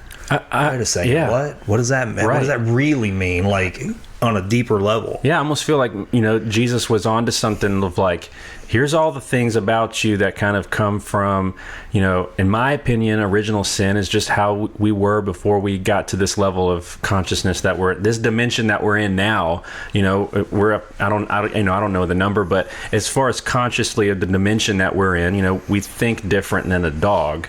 So we're in a different, dimensional plane as far as... Interesting, because that's very Hindu-like. Well, it is. It's very Hindu. I mean, they talk about the animal states, and that human beings come through these different states where there's a state where in the animal state, it's all about your next meal. And not getting eaten. Right, not getting eating and, hey, attacking this and blood and like nature being red in tooth and claw. And then as you evolve through the states, eventually you get to be a human being. Yeah. And when you become a human being, then you have the opportunity to move into dimensions, Christ dimensions, things like that. Yeah, but you can also go down, Right. And I think he was just trying to keep us from going down. Yeah. And because if we all decided to be animalistic and tribal, this whole place is going down in fire and blood. Are you kidding me? Well, I mean, we can see that happen in the world. I mean, turn the news on and we can see it. Exactly. Right? I mean, you see it in big, grandiose ways, but when you do it person by person, when we decide to act that way, you see, relationships get torn apart. You're going to end up getting isolated, and then people end up doing things that they probably never thought they would have done. Well, I mean, a lot like the story you talked about with your biological father. Sure. I mean, it sounds to me, if you look at it from that perspective, and in a way, it gives you an opportunity to almost forgive him by looking at it that perspective and go, well, he was in one of those states. Yeah. He was in that state is almost an animal state. Right? I mean, just cyclical. Yeah, absolutely. But I think the thing that the Bible and Jesus does, it puts the responsibility on us to say, I'm going to do he says, I'm going to do my part, but you have to do your part. Yeah. When he says, if you love me, you'll follow my commandments. I think what that means is you're going to have to try. Yeah. Because we were just talking about earlier, it's conscious effort to do this. Yeah. Mm-hmm. To get around a table and discuss. It's a conscious effort to eat with people, and it's a conscious effort to not want to be tribal and animalistic with the way that you behave. Yeah. I love this. I love y'all's stories. I do. I really like, I'll tell you, like, there's one thing to be completely in total solidarity with each other where it's like, well, I'm a Catholic and you're a Catholic, or I'm a Buddhist and you're a Buddhist, and we believe the same thing and we practice the same thing. And I see a lot of people like that, and there's nothing wrong with it. But y'all's story is so interesting because, I ask you, or do you have the same? And then just I know the look on your face was like, well, and then your story is different. I mean, you're honest about it. You go, no, I haven't had the same journey as my husband, and we're together, but I have a completely different story to tell. Sure. And I love that. I love that y'all have a harmony together. I think it's a testament, at least on a micro scale, I think it's a testament to how we should all be with each other. Yeah. So the way my husband had complete respect for me whenever, he knew I was wrestling with my faith. I don't know if he thought that I was going to go all the way, to the opposite end. Maybe he saw it coming, but to his patience and, he wasn't pushing to bring me back, I guess. But I think it's because ultimately he knew that I was going to come back around, because he knows my heart. He knows me better than anyone in the entire world.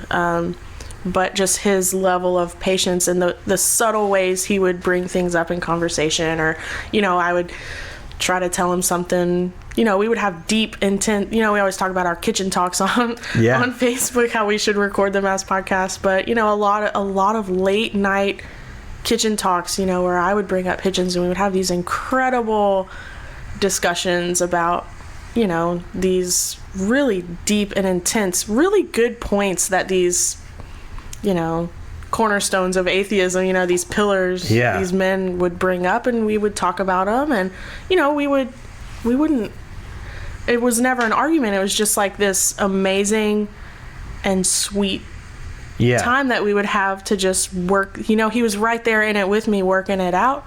And I think how- that's how we should be with others. Well, yeah, I mean, how beautiful and lucky are y'all to have that in each other? I mean, I don't always see that in couples, at least with the parts that I get to see, or even the parts I get to hear about. Not everybody's got that kind of friendship in their partner, or a desire to even have those kinds of conversations with their partner, you know, and it's nice that you have that within your home to access. I have conversations like that with my wife, and I would say that's probably, my greatest attraction to her is that she can have those conversations. We don't see eye to eye all the time on everything spiritually, and our religious interests are different, but when we have places that are common, you know, we come together on those things, and the other places we discuss them, you know. Sometimes I don't agree, maybe she doesn't agree with me either, or I'm interested in something she has no interest in at all, or studying, you know. But I think that's the beauty in marriage. Yeah. You know, you should be able to have some differences, you know. You never have anything to talk about if you just agreed 100% of the time. You'd be on the same plane, you know. But yeah. Well, and so that's a good segue into, so you have a love of music, obviously, and then you're a photographer.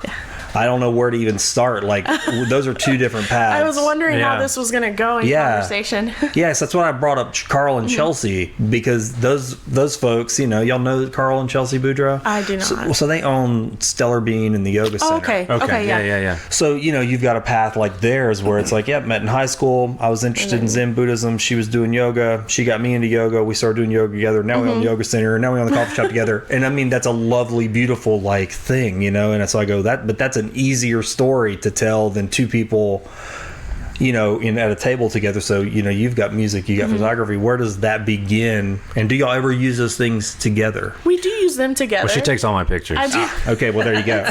Well, an interesting dynamic is that, you know, one of the selling points of his production studio is we can offer, you know, band promo. You know, it's kind of like an upsell. You know, it's like we can, hey, if you need photos, come on through. Martindale you know, Media, we can do right? in That makes studio sense. Okay. video. Yeah, and we actually just kind of solidified that, you know, a few years ago when we decided to kind of offer our services, you know, and work together. And it's not very often that we get to do that kind of stuff, because local musicians don't have a ton of money, which is understandable. But you know, we work really hard to get musicians what we feel like they need within reason of their budget, you know, so that.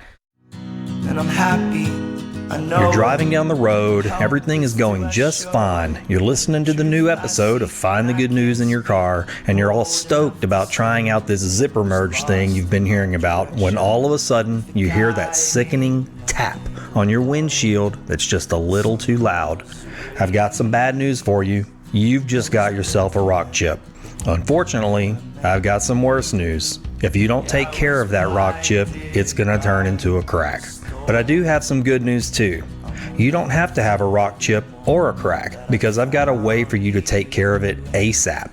If you go to asapglassco.com right now, you can stop that chip from winding across your windshield like the Calcasieu River. I used to be terrible about getting a rock chip, saying I'll take care of that later, and then later turns into this irritating crack that just spreads from one side of my windshield to the other. I should have taken care of it ASAP by scheduling a repair with ASAP Glass. ASAP Glass is local, right here in Sulphur, Louisiana, and they're mobile. Even better, you can get a quote right from your mobile phone at asapglassco.com. ASAP Glass is owned and operated by two of my best friends, lifelong friends, Dan and Kayla Smith.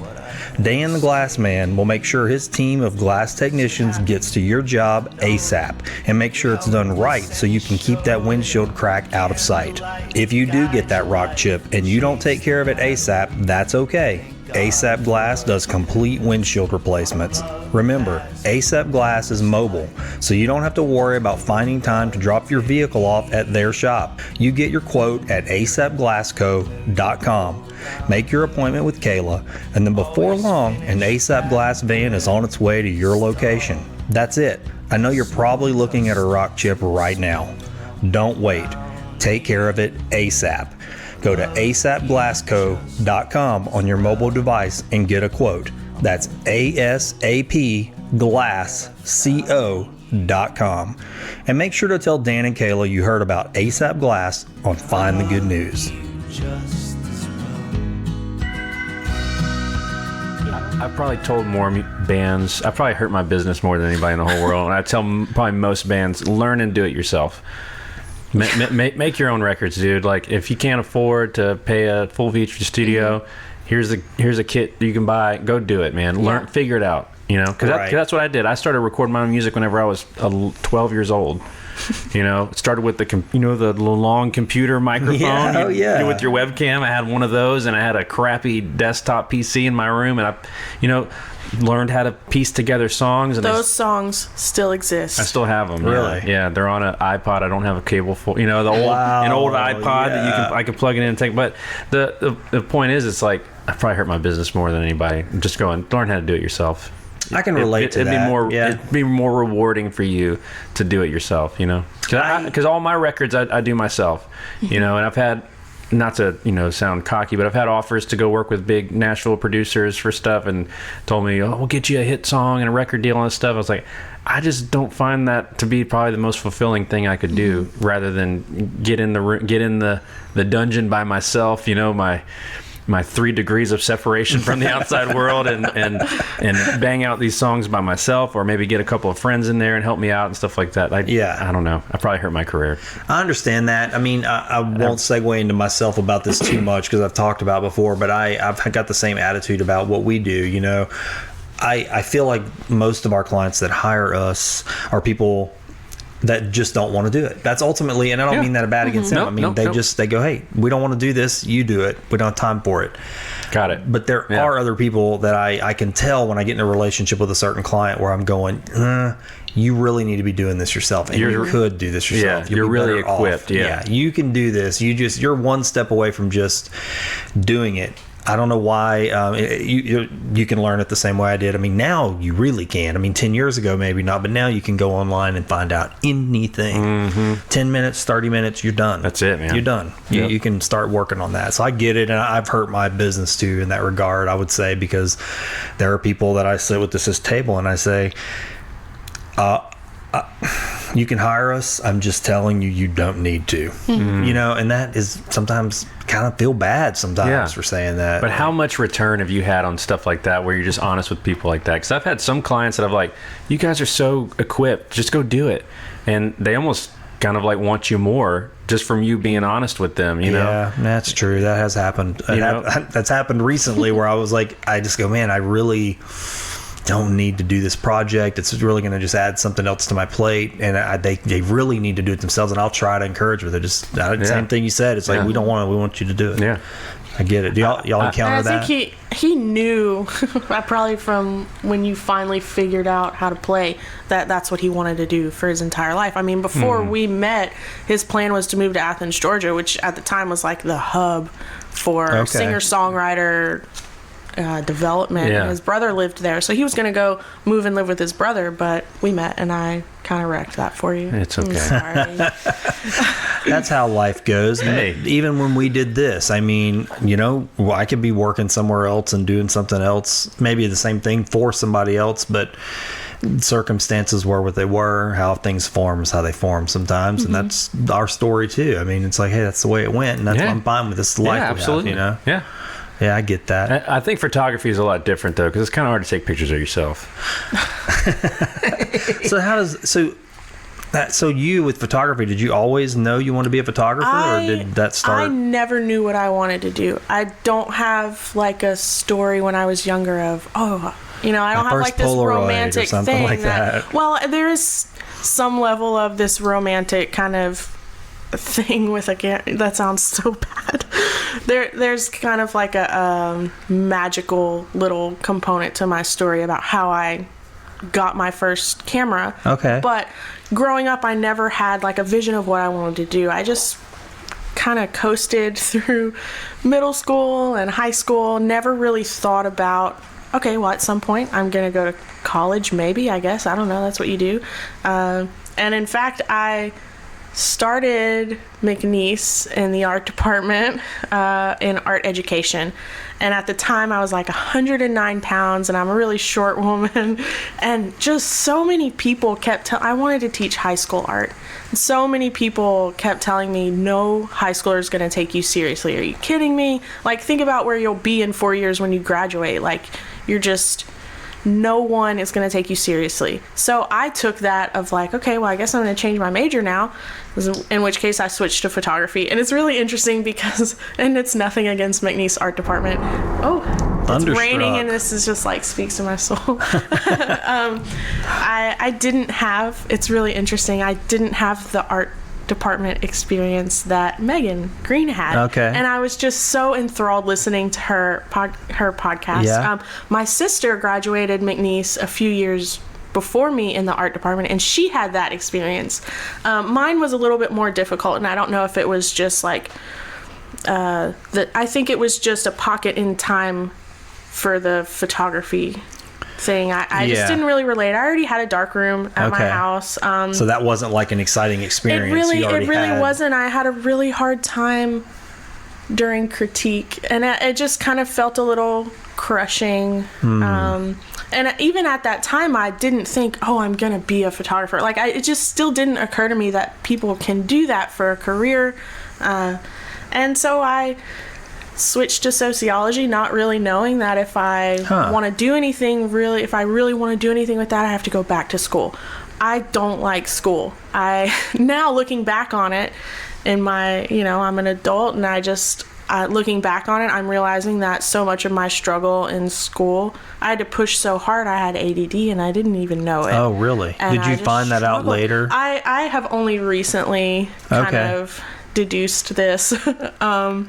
But it's super interesting. But I didn't have fun in school. I graduated, but just barely. Okay. And then I graduated, and I was just kind of like, I don't really know what I'm going to do. So I just kind of worked odd jobs. My parents owned their own business for, probably close to 30 years. And so for a little while, I just did office work for them. And when we got married, I took a little job at CVS. And were you content? Yeah, I just kind of was like, I still didn't even have like this anxiety or push to like, oh, I need to figure this out. I never really felt that. And then I just started to notice, ever since my senior year in high school, I was doing photo shoots for people, and it just progressed. And even with that, I never thought, oh, this should just be my career. And then ultimately I realized I was having a hard time balancing working a full-time office job at a place here in Sulphur and trying to do housework, and we didn't have kids yet, trying to do housework, trying to find time with him and photo shoots, and I just couldn't balance it all. And one day I was like, hey, what do you think if I just quit my full-time job, somewhat newlyweds? Hey, I think I'm just going to quit my full-time job and, go out on a limb here. And so I did that, and it was interesting. But I got my first camera from my dad. It was his film camera, like a fully manual film camera, and I was 13 years old. And it just, I don't know if he gave me that camera because maybe he saw something in me, some potential, or maybe I was just getting on his nerves and he just needed to give me something to do. But here's a camera. And he spent a little bit of time teaching me how to use it, and I still have that camera. I was going to ask. And it's just like that. It's funny to me, that tiny little moment in time I just have such a vivid memory of, and I don't have a very good memory, but I remember that. And I just was never able to put it down. I kind of dabbled in other things after the camera. Like my dad bought me a filly horse, and I trained her from square one, and that was before YouTube. And at that time I thought, oh, I'm just going to be a horse handler, and maybe I'll do rodeo. So you were in that stage where it's like, hey, I'm interested in this, I'm doing this, maybe this is my thing. It was a kind of a searching, seeking. Not necessarily career driven, just because I was so young. I just never really thought about anything. I never thought, oh, I'm gonna have kids one day, or I'm gonna get married. Like, I didn't date anyone.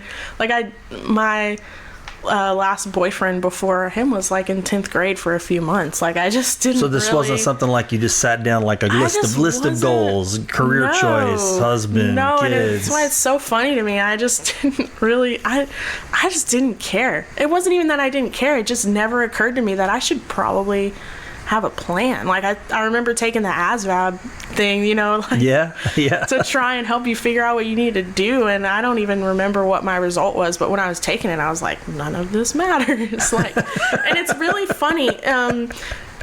If I can get deep for a second. No, please. So, Go for it. a few weeks ago, we were in Colorado. Justin photographed an elopement, and Justin officiated. And I took a photo of Justin looking out at the mountains, and I made a post about it because I was like, oh, I snapped this photo real quick of Justin as he saw looks that. super regal because he just always looks like he's deep in thought, because he is. And I wrote about how I was like, you know, looking on the ground for rocks because I collect rocks. And it just like dawned on me, like, that is like, that moment in time is us in you know, to a T. Like, he is always looking out to the horizon, figuring things out, and me, my entire life, I'm just like looking at the ground, you know, kind of focused on what's right here in front of me. I Yeah. don't really think a whole lot about down the road. Or Reminds me of a lyric from a Sting song. It does. Have y'all?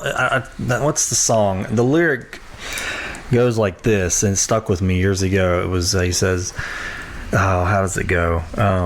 I woke up this morning. It was like a veil had been removed from before my eyes. It was the first time I saw the work of heaven and the line where the hill is married to the skies. oh snap. And it's like, I love the part about where the line where the hills are married to the skies. It reminds me of what you're talking about. You know, you're looking here and then there's this, but that's that's a beautiful Yeah. thing. I mean, where they're we married were- together. you know? We were in the mountains. I've never even seen like a decent amount of snow, and we're in the snow and the mountains. I've never seen mountains, and like, I'm looking at the ground, and it's just kind of like symbolism for who we are, yeah. as individuals and as a couple. You know, as Where were y'all a at? couple. I'm just curious. Breckenridge and Okay. We were in Denver, Denver, Red Rocks area. Oh, Red that Rock, moment yeah, we were yeah, at yeah. like Lookout Mountain, Something like that. Yeah. yeah. Mountains are just, you know, they'll take Now, I they'll mean, take now you away. I understand Yeah. what people say. I have like the understanding what it means when people say the mountains are calling. So I roll my eyes at the, like, any kind of little, you know, saying like that. They just irk me, but now I'm like, I get it, because Yeah, it kind of places now that you you've in the experienced perspective it. of like the scope. Right. You know, Yeah. we can lose scope. We can lose a sense of scale sometimes, I think, in this world Mm-hmm. where it's like cars and streets and lights, and if that's sort of your path most of the time. But when you get in the mountains or a canyon or something bigger than you just, I find that it just, I like my tiny speckness in that. So I like the way it feels to just be like, wow, To I feel just small. got really small. Yeah. And inconsequential, and that could be depressing for some people, but I've found it to be a beautiful I think it's thing, because the I think sense of it's self sort of necessary. disappears a Yeah. little bit, you know. Like one of my favorite. I love the Voyager. You mentioned the Voyager space probe. Like, that's one of my favorite things in the whole galaxy. You know, if there's a documentary, I'm going to watch it. If there's a book, I'm going to read it. Yeah. You know, I'm obsessed with it, and that just makes you feel microscopic. Oh you my know? gosh. Especially whenever it turned and took that last photo before it got out of reach. Like that idea of you're that speck of dust. Yeah. Actually, your planet's that speck of dust. You know. Yeah. You sobbed. I did. And Yeah, it's understandable, there because was I know your a love newer for space. documentary. The PBS one that came out? Yeah, Oh that my was really gosh. good. Ugh. Yeah, because I know what you're talking about. My son and I, he's into that, and we. I love that he's into that too, because last night we went out and looked at the stars, and it was kind of muggy and cloudy, and he was like, "Can we just stay a little longer?" And I was like, "Okay." And it was really late, and I was like, "Man, I'm tired," but I said, "Okay, well, let's stay." And it did clear up, and then he was just sitting there on the app going, "Well, there's this star and that star," and I was like, I love having a little kid that like really cares about this, because it makes me look up. And you know, give in 'cause to I don't those things that your always- kids like, and I think that's amazing. But we did watch that Voyager documentary, and I was like, I know what you're talking about, because they talked about it, and that where he's Yeah. like, "Now turn back and take the one blue dot, the blue dot picture." You know, I was like, that is pretty wild. Carl Sagan, you know, Oh, yeah. I mean, Absolutely. never another like that. This is interesting. So so we went down photography path. Let's go down music path. It's funny to hear her tell that. I've heard that story, and it's funny because we say how kind of like the same but different that we are. Like, yeah, I knew from a very young age almost exactly how life was going to go. Because how old? Like, give me a number. Okay, like, this is probably going to. You're probably not going to believe me. Whenever I was 5 years old, I told my mom that I knew I was going to be the dad of a special needs kid. You told really? My mom can attest to this. I told her. I said I know that I'm made for that. Interesting. And I let that memory go out of my mind. As I grew up, and now our second son, John Henry, is diagnosed. He's got intellectual disability. So they probably would have used the word retarded back in the day, but really? they don't use that word anymore because it's become an offensive. It's become an offensive word. So they say, and we just like a year ago, Emily came in, like she came barging in the room. She was like, "Do you remember what you told me? What you said when you were 5 years old?" And I was like, "What are you talking about?" He used to tell me the strangest things when we were dating, and I would always be like, "Oh, that's not." I told her we're we not were gonna have kids. when we were dating, and we would talk about stuff like that. I'd say I've always felt like I was built for being the dad of. I don't want to say handicapped, but a special needs child. And she was like, "That's the craziest thing I've ever heard." And then whenever it finally like dawned on us that she was like, "It happened, dude." Like exactly how you said it would. It happened. And I'm not saying I'm clairvoyant or anything like that, but you're wired. I think I just have I know myself pretty well, and I think part of that came from having Asperger's as a kid and probably still having traces of that. I'm very inward focused, and I know a lot about myself. I knew growing up playing music that I was never going to be able to submit to workplace authority. I just knew that about myself. I was like, I'm not good at it. I'm not built for that. If somebody tells me to go left, I'm going to go right. I just knew that personality in myself, and that led to a very tumultuous time of trying to hold down straight 9 to 5 jobs. Working in the cable industry or working in the car industry, I sucked at it, and I'll admit I'll apologize to anybody now that I may have worked for. I was a hard person to work with because I knew that personality in myself of I wanted to. I guess maybe it's a men thing that we want to blaze trails, and we want to either be the leader or I wanted to be an explorer. I'm built for an explorer. I'm built for war, Oran. Like this, I got you. Yeah. This 9 to 5 stuff just wouldn't cut it for me. So I knew whenever I was in high school, I was like, somehow, some way, I'm going to end up doing music for a living. Because I feel like it was the thing where I was.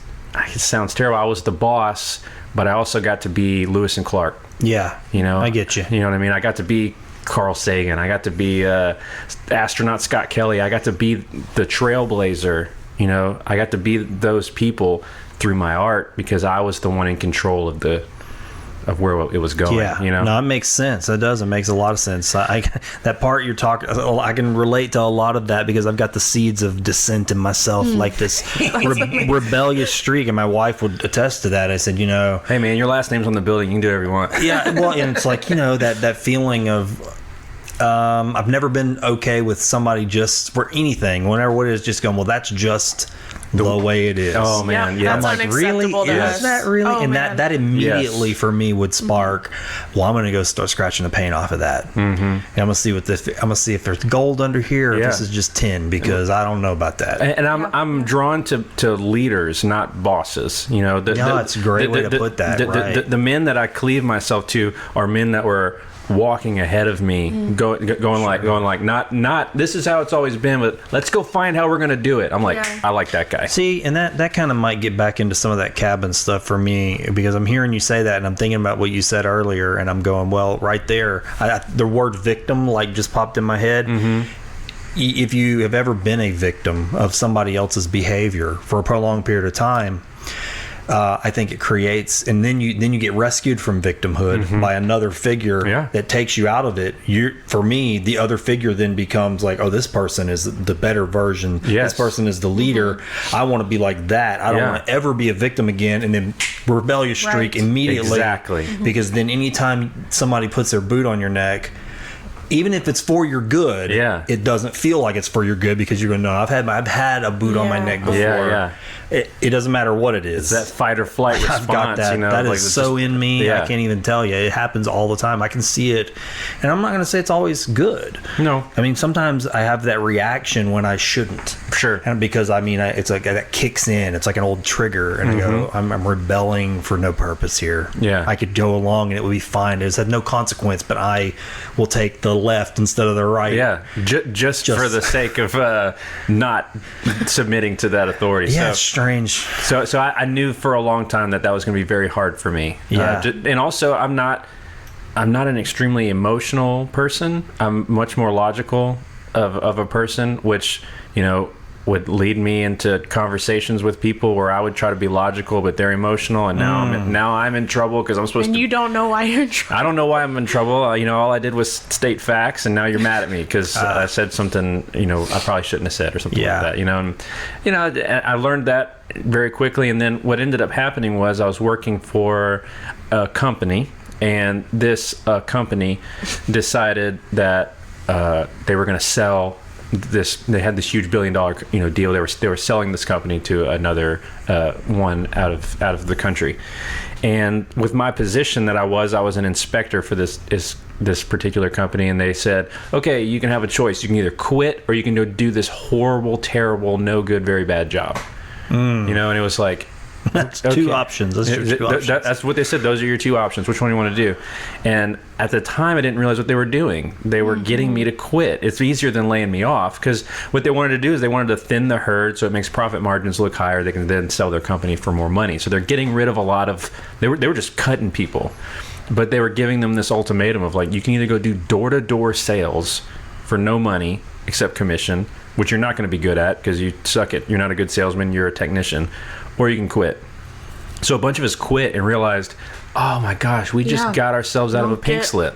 You don't get unemployment. We quit. Yeah. There's no unemployment now. There's no backup plan now. You're just unemployed now. Yeah. And I went, okay. And I went, this is never happening to me ever again. Yeah. And Emily at the time was building her empire with her side of the business while I was doing the 9-to-5 thing. It was kind of to a point where, at the time, I think we only had one kid. We just had Artie at the time.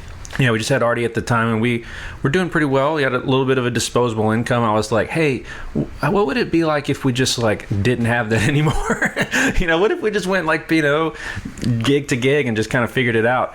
And she was like, it's your turn, dude. And that allowed me to build my studio and allowed me to kind of build my career. I wrote, was writing way more music and putting out my own albums and stuff with my band, and it just kind of snowballed into where we're at today. Just because I, even whenever I was working those jobs, was trying to figure out, this may be a personality flaw, but I would always try to figure out how to get out of going to work. I would always try to figure out the easiest way to do something, whether it was right or wrong. If someone said, this is the way we always do it, I was like, there's 10 easier ways to do this to where I don't have to be here for 2 hours. They're like, no, you gotta do it the right way. I'm like, I want to do it my way, and then I would do it my way, and then I'd get in trouble. Yeah, and eventually, and it would get done. It would get done. I get that. I even think that's sort of the way. We produce TV commercials and web videos and things like that, and so often you're sort of hogtied by the parameters of what the client expects the way it to be done because of the way it was always done. And so you have to follow those same protocols. And in a way, even with this show, I've talked about this on the show before, but I said, okay, I do enough of those things where I'm sort of hogtied or I'm fenced in, and it's got to be that way. Not that it's the best way, but it's the way it's expected to be done because it's what's been done and it's the way everybody likes it and they feel comfortable with that. And I said, I don't want to do that anymore. I kind of want to do something where if I think of it and it's easy to do it this way, I'm going to do it this way. And so that's kind of what I've been doing with this. And it's like my tea kettle valve, to be honest. I can flip the lid and let some of that pressure out because, I can't, like you expressed, I get to that point where I go, I don't know if I can do this way. I don't know if I got enough battery in me to keep going at that with that charge, right? I gotta do it another way to get a little recharge. So I needed this as much as I've as much as I do it for other people to listen to and hopefully get something out of, I also do it for myself because I need that. It's an outlet, to be honest. It's just a place to play a little bit and try some things and do some stuff that's not, up and down and left and right. And I'm happy, I know it. I'm helpless. Do you ever hear a good song on the radio that just moves you? Maybe it stirs your heart, but then it starts to move your body too? Do people around you say things like, "You've got rhythm," or "Where do you get your energy?" Well, I've got a secret for you. That might be your dance coming out, and the Whistle Stop Dance Sport might be just the job your dance is looking for. I know your first thought, but I don't have any dance experience. That's one of the good things about this opportunity. You don't need years of dance experience to do it. What Whistle Stop Dance Sport is searching for is a multi-dimensional talent. What does that mean? Okay, I'll tell you. You see, dance goes far beyond formal training, though that is a plus. Being able to dance means you can take life by the hand and let it put one arm around your waist and move to the rhythms that flow your way. To be a dance instructor at Whistle Stop Dance Sport, you'd need to have experience working with children, good rhythm, positive energy, and a personality for people.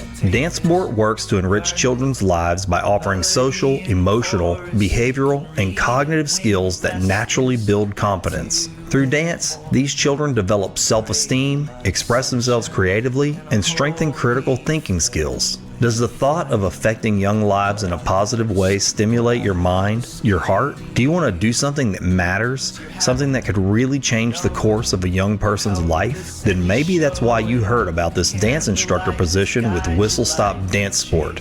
You can send your resume or letter to Whistle Stop Dance Sport, 1518 18th Street, Lake Charles, Louisiana, 70601. That's 1518 18th Street, Lake Charles, Louisiana, 70601. Training dates for this position start in July 2019, so if you feel you may be right, don't wait to send in your resume. If you'd like to hear more about this position, call Whistle Stop Dance Sport at 337-515-7577. That's 337-515-7577. And if you do call, do me a favor and let them know you heard about this on Find the Good News. Just as well. Let me ask you this, like with what you do, like we do a little bit of visual art and stuff like that. And I do some design on. You did the Crybaby logo. I saw it looked good. Thanks, man. And like, do you ever get with your business where you're like almost too good at something, where your turnaround is so fast that people don't perceive the value in what you've just done? I think that's absolutely spot on. Mm-hmm. Okay. Because what's happened there, and everybody's different. Everybody's better at other things. But for me, you're sitting next to this whiteboard. You like to see that right there. Mm-hmm. So, I've got a client at this table, and you do something long enough to where it becomes instinct. They start telling you their idea, what they're wanting to do, and you go, and they're saying, but we need it fast. But you're sort of half of you's in the meeting, the other part of your brain's going, You're working it out. Oh, I'm seeing something. I'm seeing an idea. Well, middle of the meeting, you just go, hey, what if we did this? Sketch it out. Cool. I like it. Go. Hour later, it's done. The quality's just as high as if I had agonized over. Sure. I'll give you, y'all, let's talk about cast iron for a second. Thank God. All right. So this is a great example of that. Last night, I cooked a dish I'd never cooked before, and it was something I kept seeing pop up. And this lady said, this is the absolute best one pot recipe I have ever cooked with the least amount of ingredients and effort. I would cook this and I was like, okay, people say that kind of junk, but I was like, I wanted to cook last night. I told my wife, I'm going to cook this recipe I found. I kid you not, that is the least amount of time I have spent in the kitchen. I was done. Literally 15 minutes and then 20 minutes on the stove in a cast iron pot. And I asked my wife, I said, is it good? And she ate it first, and she goes, it's really good.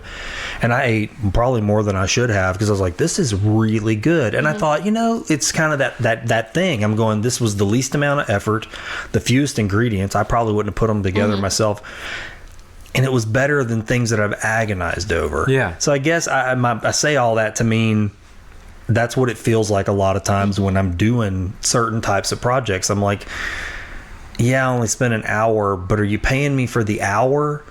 or are you paying me for the 20 years Exactly. you know And that people it took to don't- get here to where I can give it to you in an hour? People don't realize that. If I have like in my wedding photography, in my contract is 6 to 8 weeks for your album delivery of images, and sometimes it only takes me a week. Yeah. And no one's ever been like, that didn't take, because people want their pictures. Right. But actually on sessions, when, it's just a mini session, which I say technically is roughly 30 minutes. I've had to start saying roughly before everything, because I have been on sessions where, if I, a mini session is 15 images, like if you guys are working really well together and we get a handful of images, and I know I'm going to get 15 various really great images, and it took 20 minutes. Yeah. I don't want to waste my time or theirs, so I'm just Right. kind of like, okay, well, we're done. And I've actually had some people like call me out on it on a session of like, well, it was supposed to be 30 minutes, and then I don't like confrontation, so I'm like, oh yeah, you're right, but I know that I'm not gonna deliver 40 images when they paid me for a mini session. Now I might upsell them on it, Yeah. but it's kind of an interesting thing, and people don't really realize that they're not always paying for the amount of time. Right. When for whatever you're working on, whether it's a logo or a website or images, like I guess maybe the wording, especially for weddings, because I charge hourly, maybe that has something to do with it. I'm not leaving weddings early, but I think it's interesting that people will gravitate. They want to put a number, a time frame.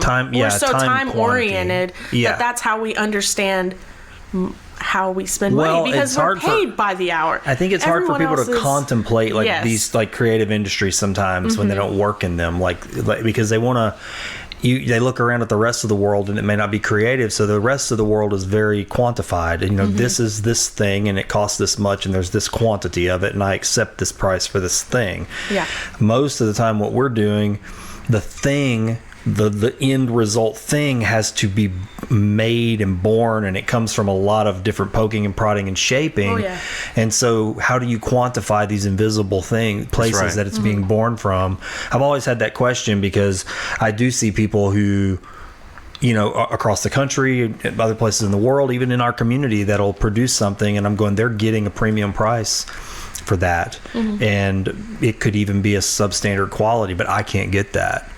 And I don't know why, and a lot of it's just perception of and acceptance. It's like, well, we accept that we're going to pay this much for this item from them, but we're not going to pay that much for you because we never have. And that's literally it. There's no science behind it. It's just literally what we're willing to accept. I think part of it has to do with our region as well, because for the quality that I offer, I could move to Seattle and make 8 to 10 grand a wedding, but I can't pull that.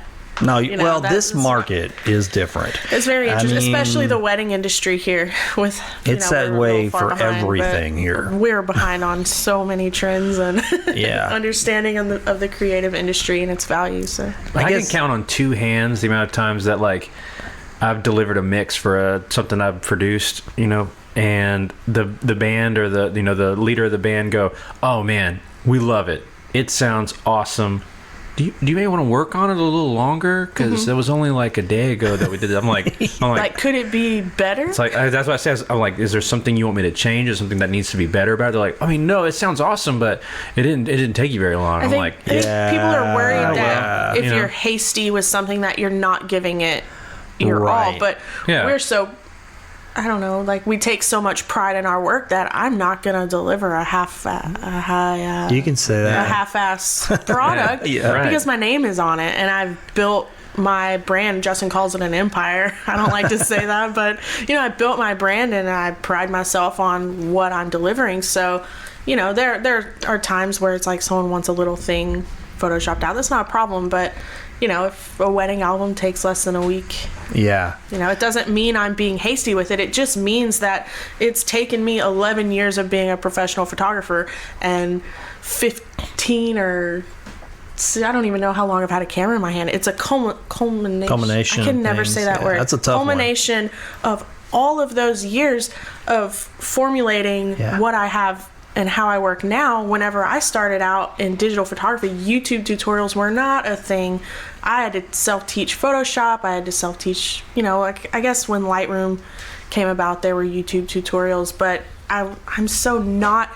Yeah, and Justin laughs because he's like, just get on YouTube and figure it out. And that's such a hard thing for me to do because I cut in, I just had to force my own way into figuring these things out, that's ingrained to me, that I have to work, Yeah, I find that in video editing, it's like that for me because it wasn't my first door in the industry. That came later, and shooting was one thing, but I was editing in my head, and I was like, okay, I gotta get that out of my head into here, and then pulling the plug on certain softwares that people liked versus the ones that I was more intuiting, and I was like, okay, this just works better with the way I work. I'm the same way, and I'm gonna use this. I don't care if it's not the industry standard. I'm gonna use this one.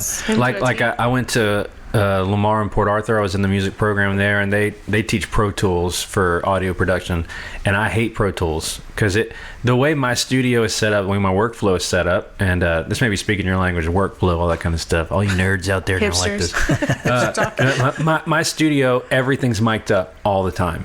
I have a Baldwin piano that's always mic'd up, ready to go. I have a Hammond organ that's always ready to go, full drum set, everything at any time. You say you want to use it, let's do it.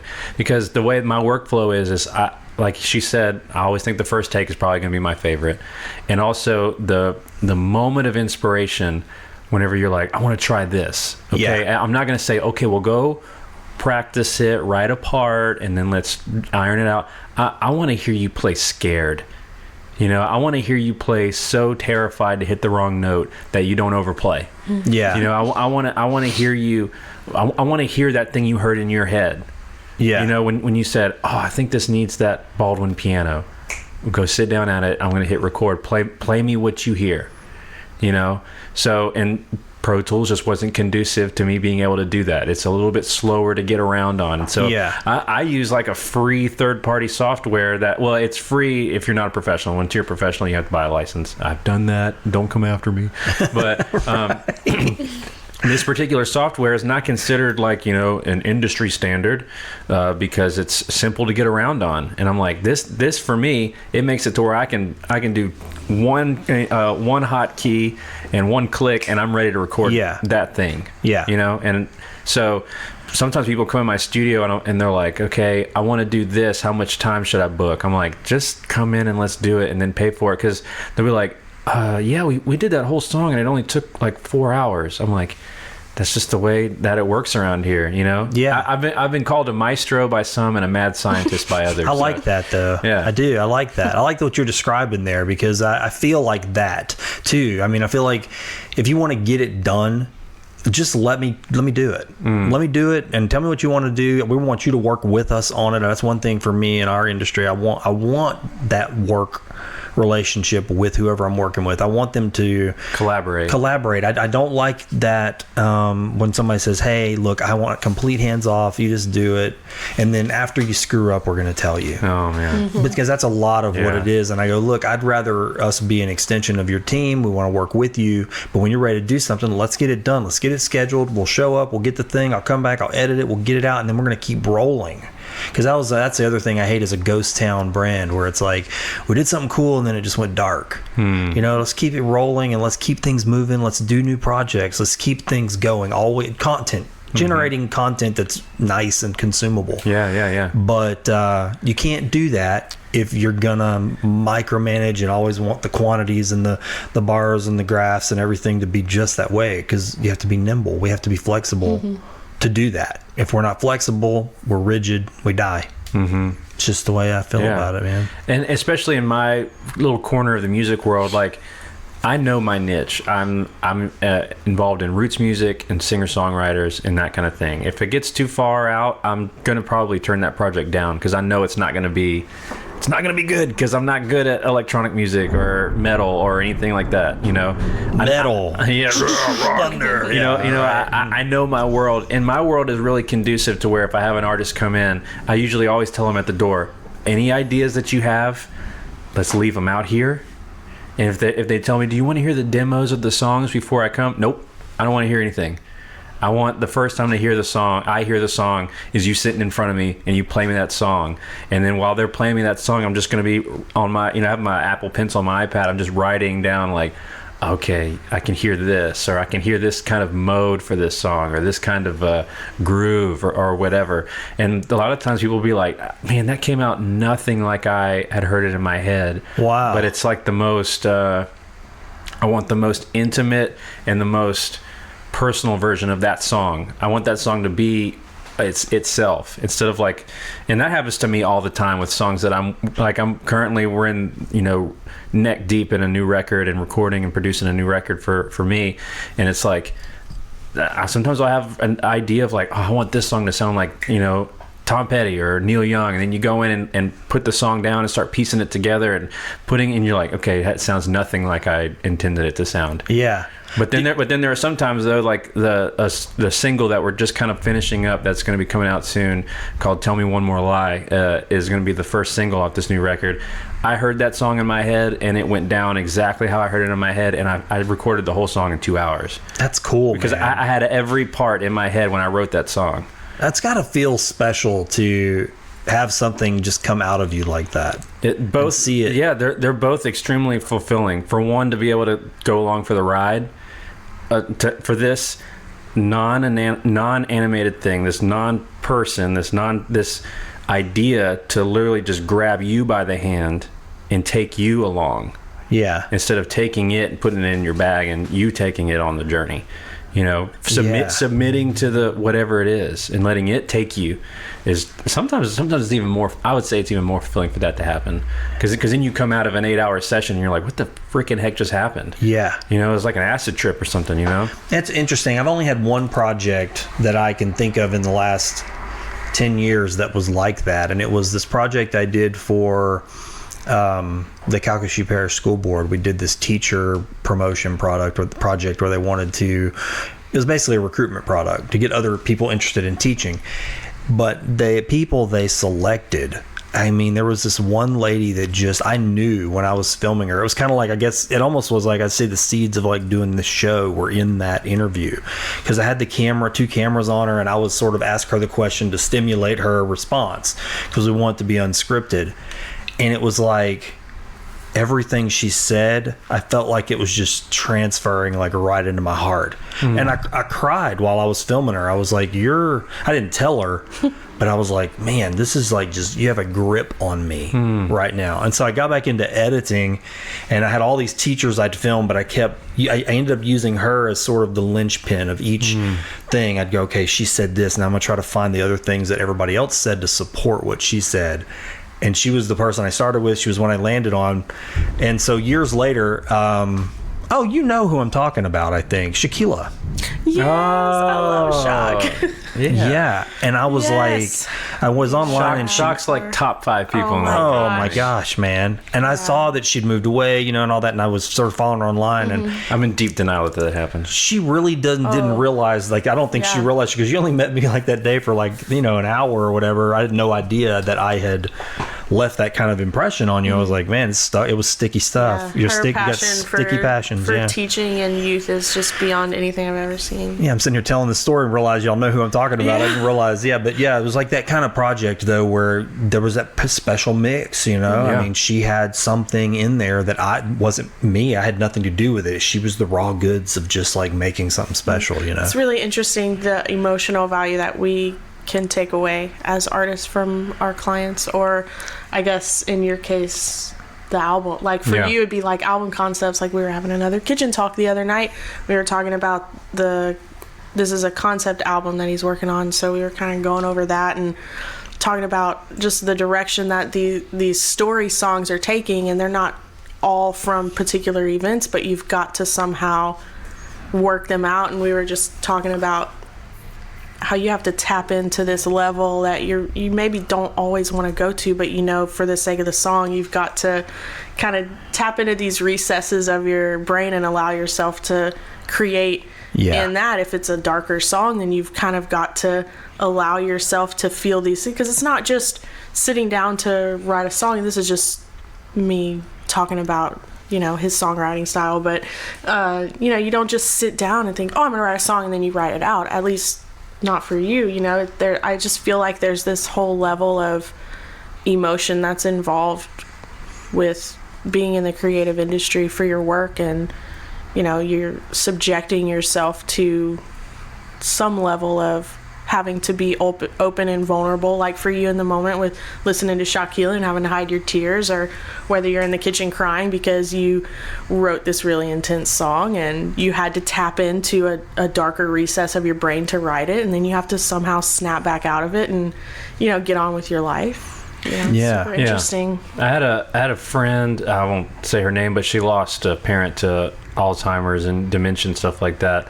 And that inspired me to write a song that I will never sing. I will never play it for anybody. I will never record it. But it's about that. And it's the song I wrote called "Who Are You Talking To?"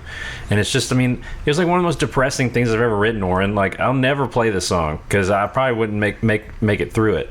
But it was just, like you said, it's one of those things that you tap into this level of, like, so much empathy, being able to really put yourself in someone's shoes that you've never been in. So, concept albums are kind of my thing. Like the second record that I put out called Heartaches and Rattlesnakes is all the songs are breakup songs, even though I've never been broken up with or broken up with anybody. But I knew a lot of stories. You hear, especially talking to men, every guy I'd ever met had a story about, I think they say, whenever you're a man, you're not a real man until you've broken a heart or had your heart broken, So they've all got those stories. So I took and cataloged a bunch of them and wrote songs based off each one. And every breakup song that's on that album is a true story from someone that I know, because I myself didn't have that experience. Yeah. But I've had people come up to me and they're like, "Man, you must have had it rough." I'm like, I have one girlfriend. And I'm married to her, because I wasn't very good with the ladies, And so this next album is called American Zen, is going to be the name of the record. And to me, they're all just kind of like striking really American stories. But they're not always good stories. Sometimes America's not a happy place to be in for some people. For some people, it is happy. For some people, it's going out and finding the territory. It's Lewis and Clark, or it's I have one song on there called "Hey Hey My My" about a girl who leaves her hometown and goes to San Francisco and follows the Grateful Dead. Kind of that's an American story to me. And then I have one song that'll be on the record about a guy who just never could get ahead and eventually makes a bunch of mistakes and ends up in prison, murder ballad kind of thing. Yeah. It's like, that's an American tale too. Yeah. And then all these stories are all going to kind of come together as like, this is kind of our American, Zen. This is our story. Our collective consciousness is all. So this is like an anthology almost, like it's going to be sort of different tales. Like, yeah. I like that a lot. And there's songs about heartbreak on them because, especially in the world that I live in, which I kind of call it country or southern music, it's like heartbreak's a part of the world that we live in. So there's stories about that, and that's kind of how I piece together songs. Especially for me, it's like I think I write better from other people's perspectives. And one thing I always say about songwriting is you've got two choices. You can either be honest and real with your own emotions, or you can try your damnedest to not get caught lying.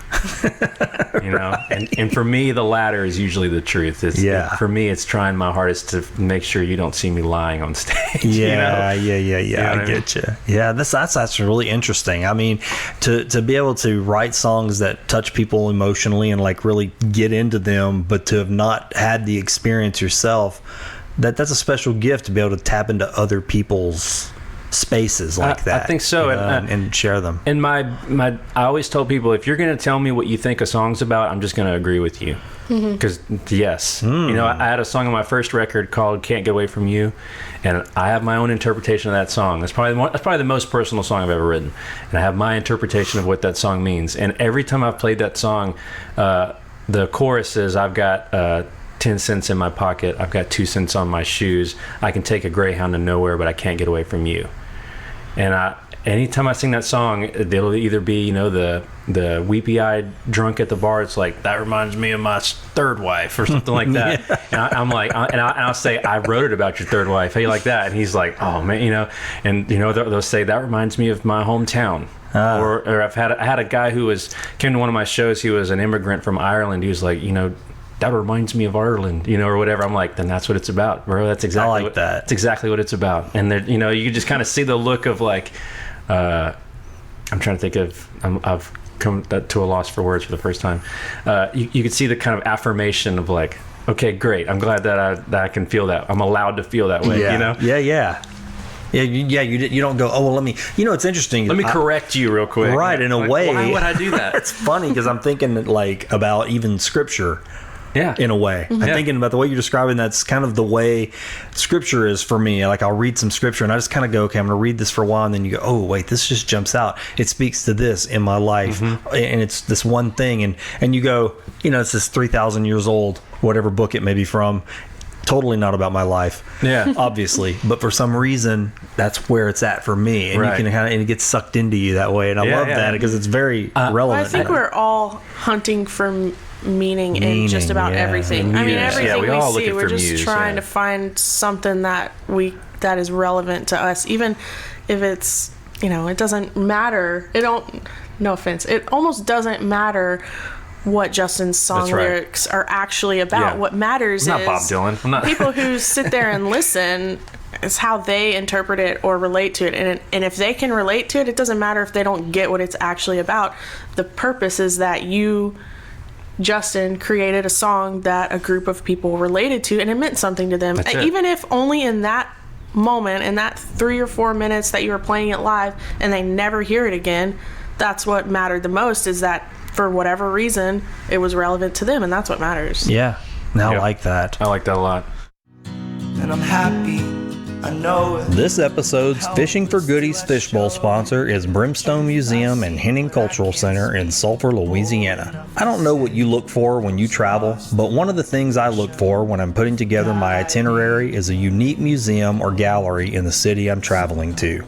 I do this almost every time I go to a new city, but if I'm being honest, I'm guilty of not always doing that very thing right here at home in Sulphur, Louisiana.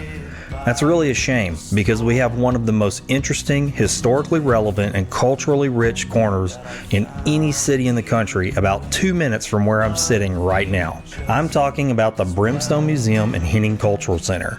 Have you ever really thought about why our city is named Sulphur? They've got a permanent exhibit on the history of the sulfur industry that answers that simple question and more. You really get a full scope of just how important the sulfur mining industry was to the development of Southwest Louisiana and the impact it had on the rest of the world. Yes, the rest of the world. On the same property, right next door to the museum, is the Henning Cultural Center, presenting some of the most interesting, modern, and culturally relevant local art shows I've ever seen.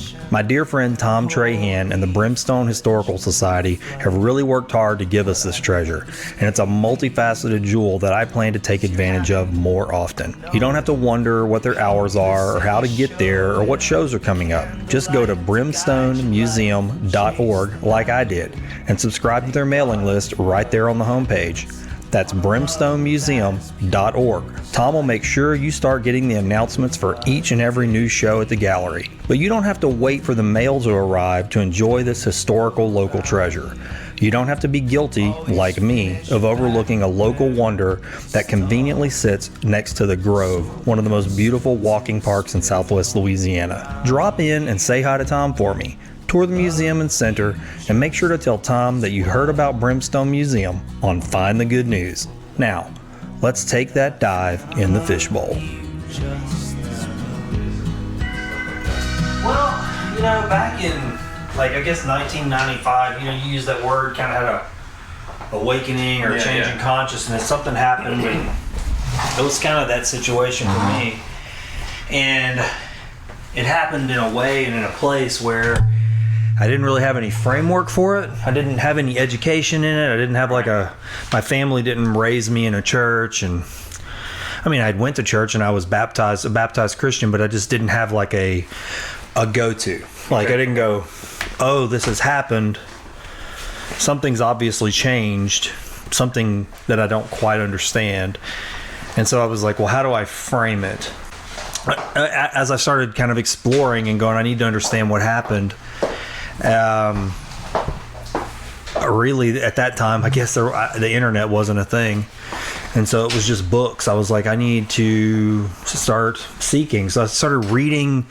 I knew it was something spiritual, and I knew that it was something like sort of a sacred and holy thing, or at least it felt like that to me. So that's what I started reading.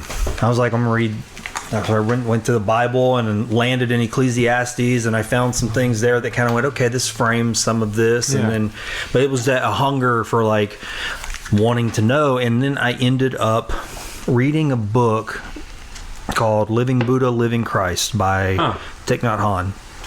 And I won't say it's the book that changed everything, but he had a special gift for very ecumenical. I mean, it's a wonderful book. If you ever get a chance to read it, it's just wonderful. When I was in high school, I read The Buddha and His Teachings. Oh, yeah. Okay. Yeah, well, by Thich Nhat Hanh? Yeah. Yeah, that's a great book. It's like an overview of Yeah. My son's reading that actually right now. And so for something to me about the way he presented his perspective on Christianity, it was a nice middle ground for me. I was like, okay, I feel like this is sort of beginning to land in this space where it made sense with what was going on in my life. And so what ended up happening is through him, I got a really strong interest in just religion in general. I mean, I was fascinated by awakening stories. I was fascinated by anybody's story, not just religion, but like Thoreau or Emerson or Walt Whitman. Mm-hmm. Anybody who had an awakening. I was where does this come from? How are you framing it? Yeah. And then it was just the beauty of whenever you read anything by those beings, the similariity in the way it would pour out, and there's this broad scope stuff, Christian and otherwise. Mm-hmm. And I thought that was just a beautiful thing. And so that really was just what it was. It was just a broad interest, but then I just kind of found that I could set my teepee up really nicely for me in a Buddhist Christian world. It's not an always easy conversation, because if you get in a hardline Buddhist camp, you're ultimately going to run into some hardline ideas that are very in opposition to hardline Christian camps. You know, especially when you get into one life, heaven, or reincarnation. Mm-hmm. You get into those two subjects, and then you get into some like, okay, you got to really have a longer, deeper conversation to find a middle ground there. But outside of that, I find that the teachings of Buddhism they flow very nicely into the teachings of Christianity. I think sometimes people, and we can wrap this up so we can do our fishbowl, but I think people forget that Christianity happened in a Middle Eastern country. Right. You know, I think people forget the context of when this happened. When you think about the time frame when it happened and the location, especially us here in America, we frame Jesus as, white, Republican. Jesus, it's interesting, that picture behind you, I always bring it up when somebody brings this up on the show. Yeah. That's a picture of Jesus. Yeah. And somebody one day said, well, why is it, that's not Jesus? I said, but it is Jesus. And if you read the back of it, the artist who created that, he does pictures multi-ethnic Jesus. And he talks about, he said, Jesus, when Christianity, it goes to Rome. And Rome, if you want to look at it, he said, was the internet of its day. Yeah. That was where all news flew, all roads lead to Rome. That was, if you wanted to get a message out, you went to Rome, because that's where. So if you want to talk Roman language and you want to speak to people in Rome, you make Jesus look like a Roman. He's going to be. And if we look at our icons, it's the white Roman God. I mean, even all of our our Catholic icons. It's, that one up there. Yeah. It's very. That's kind of hipster Jesus, but well, the Divine Mercy. I'm down with that image up there. I love that image. But it's like. He said, so that's where it takes root. So there you see the art begins to pour out of there, and that's why our art looks that way. He said, but what if it would have taken root in Japan? How would they have been painted? That's it. So he said, I like to paint images like that. I'm reading Black Elk Speaks right now. Okay. I just started it. I keep hearing people bring it up, and over the years it's been referenced, and blown away. I mean, just blown away, because I was thinking about it as I was reading I read the first 50 pages the other night, and I was like, man, this is some heavy, trippy stuff. But I started thinking about it as I was reading. I was like, why does this sound familiar? And I was like, oh, I know why. Because this is basically Ezekiel, which is some heavy, trippy stuff. Yeah. That whole first chapter of Black Elk Speaks is a vision. I mean, he has a vision as a young boy, and I think there are people who probably would not read it because they're going to go, I don't know what he's talking about. These images, these beasts, this creature, this eagle, this color, and all these horses and ponies, and they're all different colors, and the horse is talking. I'm going, yeah, well, go read Ezekiel because it's trippy like that too, and people don't know what it means. It's very hard to determine what you're looking at. Anyway, I bring that up because Black Elk ultimately has a vision of... Put that in my Amazon cart. It sounds awesome. It's worth reading, man. He has a vision ultimately of, he calls it the tree at the top of the world, where he calls it the circle of the earth, where that's what he's shown. And from a Native American whose feet have never left the planet, what he describes is this incredible vision of the world, like from a high place where he can see the circle of the earth. Now, how would he have ever seen the circle of the earth as a man who's never left the earth? It's like this incredible imagery that he's trying to describe. But ultimately, he meets a man who appears to him, and he has holes in his hand, he has a white feather in his hair, and he begins to talk about this tree that blossoms out and all the different colors, and all the people are in this tree, and they're sheltered by this tree, and there's this one man with the white eagle feather, and his hands are pierced. And I was like, this is fascinating. This man is not a Christian. Wow. He ultimately becomes a Christian. He becomes a Catholic. He becomes a Christian. And if you look into it, go on YouTube, it's incredible. They have the Lakota Catholicism. And they basically have and Black Elk is considered a saint by these people because he was like a prophet. I mean, he was having prophetic visions. But they do the Mass using sage and drums and feathers, and I'm like, this is so beautiful and so incredible. And I just wish more, because in our community people fight over whether you should have an organ or a piano in church, right?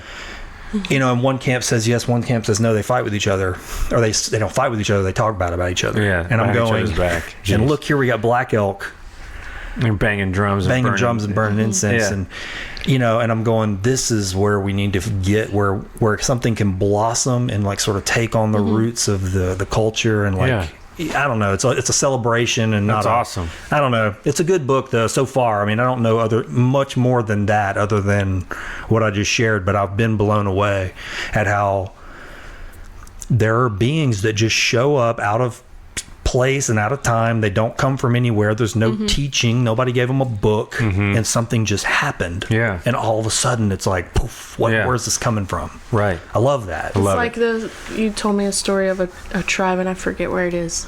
I don't remember. But anyways, they had some missionaries come, and then they were talking about Jesus, and they're like, oh, we know who that is. We heard his name on the wind. Yeah, that's what. And I wish I had a more specific reference. They basically turned these missionaries away. Said, "We already know what you're talking about. We don't need this. We already have that. We hear his name all the time." Interesting. I'm like, whoa. On the wind. Interesting. And I think I just love that. I don't know. I wish there were more freedom in how we can take what we believe and watch it kind of blossom and flourish. I think the way look, nature has the answer. You can grow bananas in one place in a climate, and then you can take those seeds and grow bananas in another place, another climate, and then in 300 years those bananas are not going to be the same bananas. Well, I think that's really interesting, because that ties into my own spiritual experience or journey. I hate that word. I don't like the word. I don't like spiritual journey. I don't know a different way to say it. Is it because it's a cliche? It's just a cliche. Yeah, I don't like. I roll my eyes at like every cliche. But I get it. I get what you mean. I'm kind of. It's just a rebellion, resistance to the standard. We're all so different, and we're so willing to embrace our differences. But for some reason, I feel like that's not exactly acceptable with how you choose to worship, which is why I struggled so much. Sure. But in my atheism, to rein it back in just a little bit, and coming out of it, I realized that I'm you can't expect everyone to worship in the same way. Makes perfect sense now looking back why I don't like to sing at church and I don't raise my hands or I'm not this outwardly spiritual person, but I feel extremely close to the presence of God whenever I see a flock of blackbirds fly out of the trees. Sure. Or I burn sage in the house, which there are different things that I think people would relate to other bad things. It happens, sure. I've been told, like that, you guys, there's things in here that I've been flat out told by people to throw in the fire, and I'm like, that's just not going to happen. I mean, it's just, and it's such a limited view. I don't know. I could go on and on about that subject because I just go, I can't do that. I'm not going to do it. There's no idol in here that is greater than the creator that I adore in my own heart and the way I think about it. And sure, if it turned to dust, that's fine because it's nothing ultimately, but just something to remind me or point me when I need it or get me in a space when I need it. I mean, sometimes I need that thing. I think or those it just looks cool. Yeah, it looks or cool. that. Right. I mean, what's wrong with like that? in our house, I've got. I think we actually have the same. I don't remember where it went. I have the same. Maybe outside, I have the same Buddha statue that you have out on that table. On the little table. Yeah, I have that same one on my table in the kitchen. I have a Ganesh statue that's about this big. That's in the bedroom. I've got like 6 decks of tarot cards because I think they're neat, and rosaries and cross. I mean, I just sometimes it either reminds you to look inward towards something. Yeah. Like Buddha reminds you to look inside and try to find those other dimensional planes in your own mind. Not saying that he's going to do that for me, but it's a visual reminder. My eye catches it every morning when I walk through the hall. Yeah. And I think only the individual has the right to say whether or not something is an idol or a reminder. I think so too. Yeah. Sure. And I think sometimes I have this thought a lot is that it's very easy for me to point to something and go, oh, that's an idol, when I have 1,000 secret idols. Oh, man. If people come into our house, they'd probably think we idolize Texas more than we. My parents live in Texas. There's so many representations so I'm a of Texas in our house, but more so than we have images of Christ or,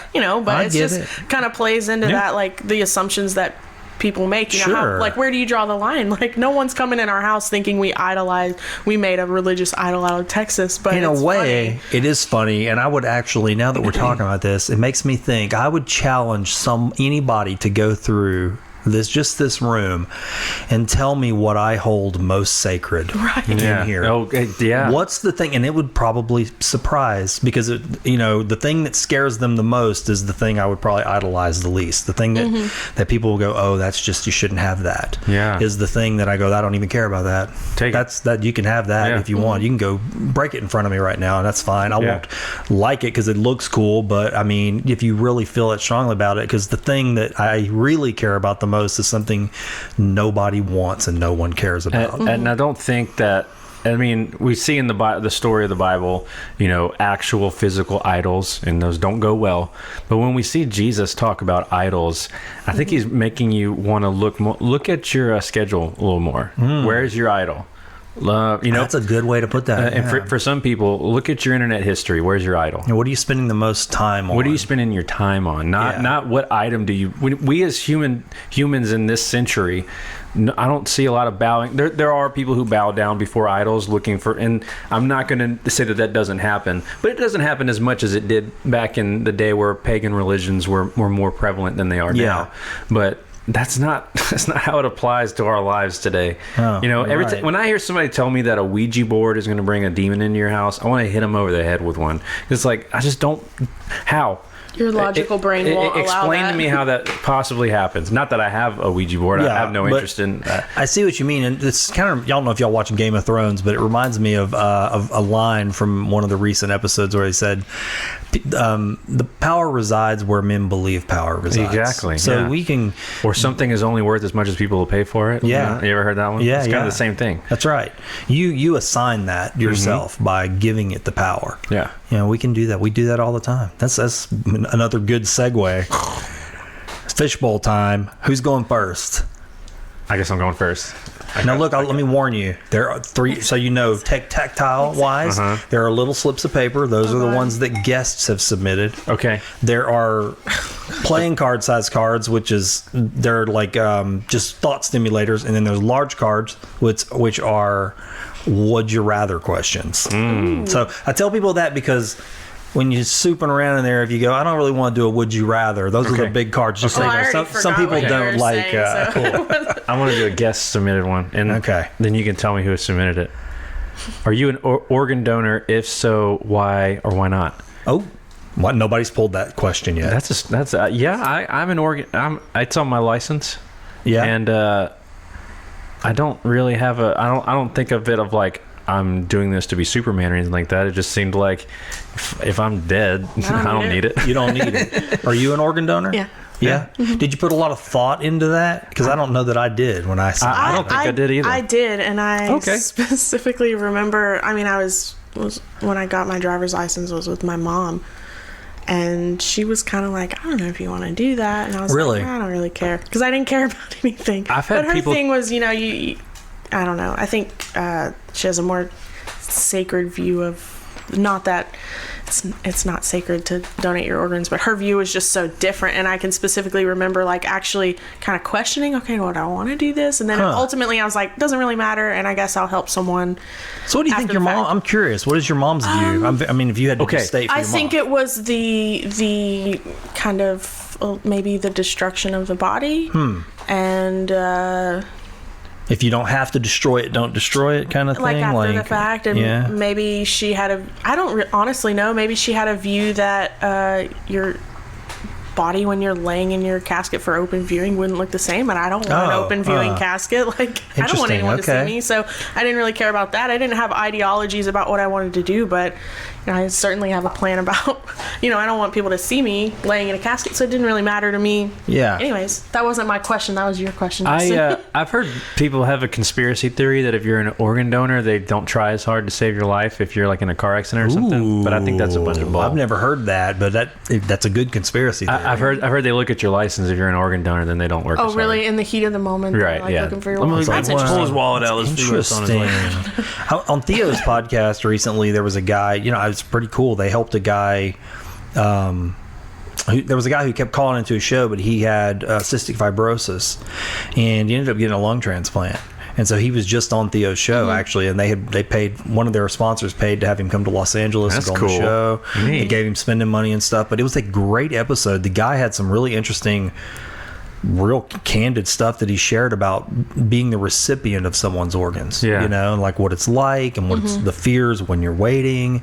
It actually convinced me more that how important it is to be an organ donor. I was like, wow, this guy without these lungs would be dead. And he's and then well both aware be of dead. it. Yeah. You know what I mean? Right. If I'm dead and someone else is going to be dead, if they don't have my dead thing, I'm just going to let them have it. That way we're not both going to be dead. I think that's a pretty easy math problem. Selfish. Yeah. The insight that came from that guy, though, as somebody who faced death and really every day was just a waiting game, and then potentially that he could do the surgery and it may still not work. Yeah.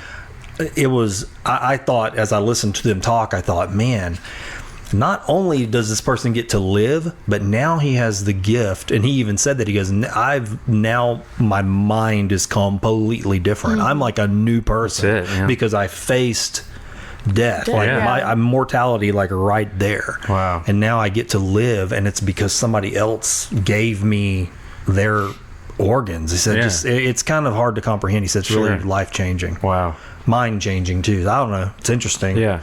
I don't know. I guess I'm an organ donor too, but I guess when I did that back in high school. You don't consider it after the fact, because I don't really think it matters on a personal level. Yeah, they can take them all. I don't care. Yeah. Man, if they're good. If they're still good by the time. Donate me to science, whatever you want to do. I don't care. Yeah. I don't need it. I'm going to change a question, though. If you could pick an organ of yours, if you had a preferential treatment, like if you said, this is the organ I think I'd really like you to have. Oh, I'm going to answer. Go for it. My eyes. Your eyes. Because they're so green. Okay. Someone else deserves them. Oh, man. Yeah. That's an interesting. Say my heart. Your heart? Yeah. I mean, I think that's like probably the biggest the most component one. of, your most precious. Yeah. I think you probably. I would have to agree. Like, you're talking about Native American stuff. I got super interested in the Native American culture because my real dad, he was really interested in Coshada culture and stuff like that. And when we were kids, we went to the powwows all the time and stuff like that. There's a picture of me, actually. I'm about 5 years old. I'm dressed up like a cowboy. How offensive is this? Yeah.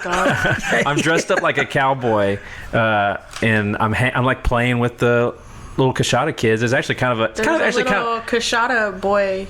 Yeah, his next parent, to you in the picture? we're standing next to each other like buddies, but his parents ended up going like, get away from them. Because I'm 5 years old. Who cares what I'm dressed like? But there's some of those cultures. The heart is so sacred that they would take the heart and bury the heart separate from the body. Yeah, okay. Because they believed it to be kind of like the hub of your spirit. Yeah, and so I would have to agree. Probably my heart would be the most precious one that I could give. But if we're talking like sheer statistics and like which ones, probably my kidneys would be the most valuable. Yeah, that seems to be the going rate right now is people on dialysis need kidneys. I've never really thought about this, but I mean, it's interesting. If my heart's still good, I'd say my heart probably it's the one that people really need. I mean, it seems like, but kidneys, I don't know. It's interesting. It's got me thinking about like cultures that like take the organs out, like the Egyptians when they mummified and they take all the organs out and put them in jars and stuff. It's like, so it must have been something about the organs being. Well, that was done post-mortem. That was done with the thought that you would be joined back together. So that's interesting. Yeah.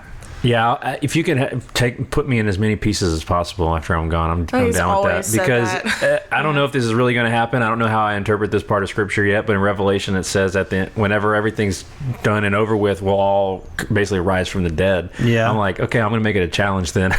Well, if you're going to put me back together, you're going to have to work for it. Burial rituals are interesting, like Tibetan sky burial. I mean, are y'all familiar with that? No. They actually take the holy person up to the top of the mountain, and they actually dismember their body and leave it for the buzzards to eat and take away. Yeah. And it's like that's just a dissolving of the body. It's interesting. We've kind of been talking about that occasionally lately. Yeah. Recently on Facebook, something was going around, and I'm surprised Facebook didn't shut it down. But it was a deceased male, and he's laying on their dining room table, and he's surrounded in flowers and things that he collected, and his family's all around, and you're not legally required to use a funeral home. So a lot of people don't know. So a lot of people don't know that, and the wife brought him home. He was laid on their table, and they decorated. It was beautiful. I mean, I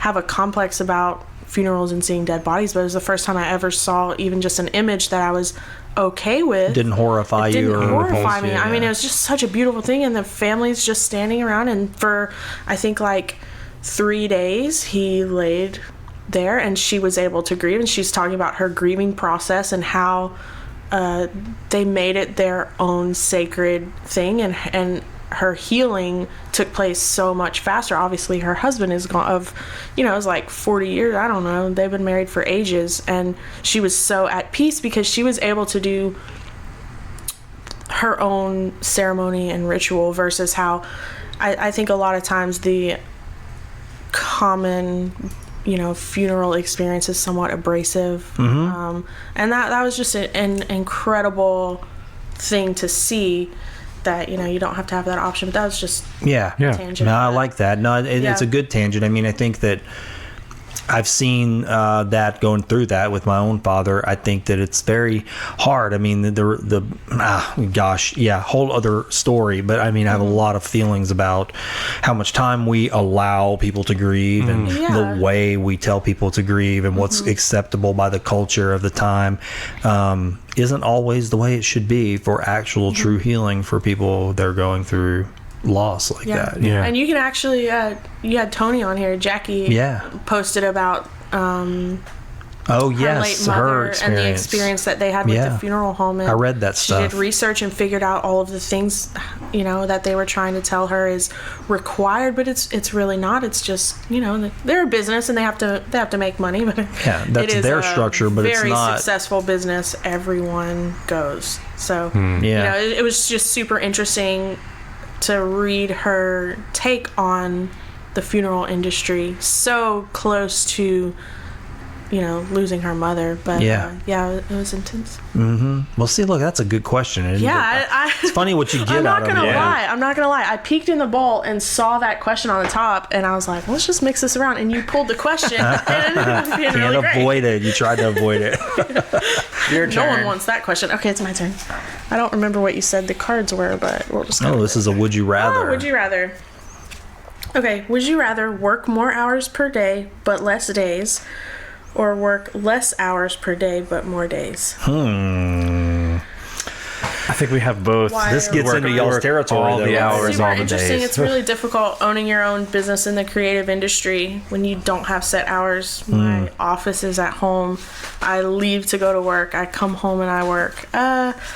I think I would have to say I would rather work more hours a day but less days, because we spend a ton of time together and with our kids, and when I'm working a lot, it's I don't know, sometimes I just want a batch of days where I don't have to do anything. So I would have to say I'm totally fine with working hours and hours for a day nonstop, and I do that so that I can afford myself time to not have to, I did that for Mother's Day. I had 6 weddings. I didn't have to, but I knew that I wanted to edit and deliver everything that I had. I wanted, for the first time in 2 years, to be 100% caught up for Mother's Day weekend. And I did it. And I had Friday, Saturday, Sunday, and Monday to not do anything. I didn't have any shoots that weekend. I started Tuesday. I had a shoot that Tuesday evening, and I just I reset the course. I was able to start fresh with nothing on my plate, and the freedom that I felt that weekend was amazing.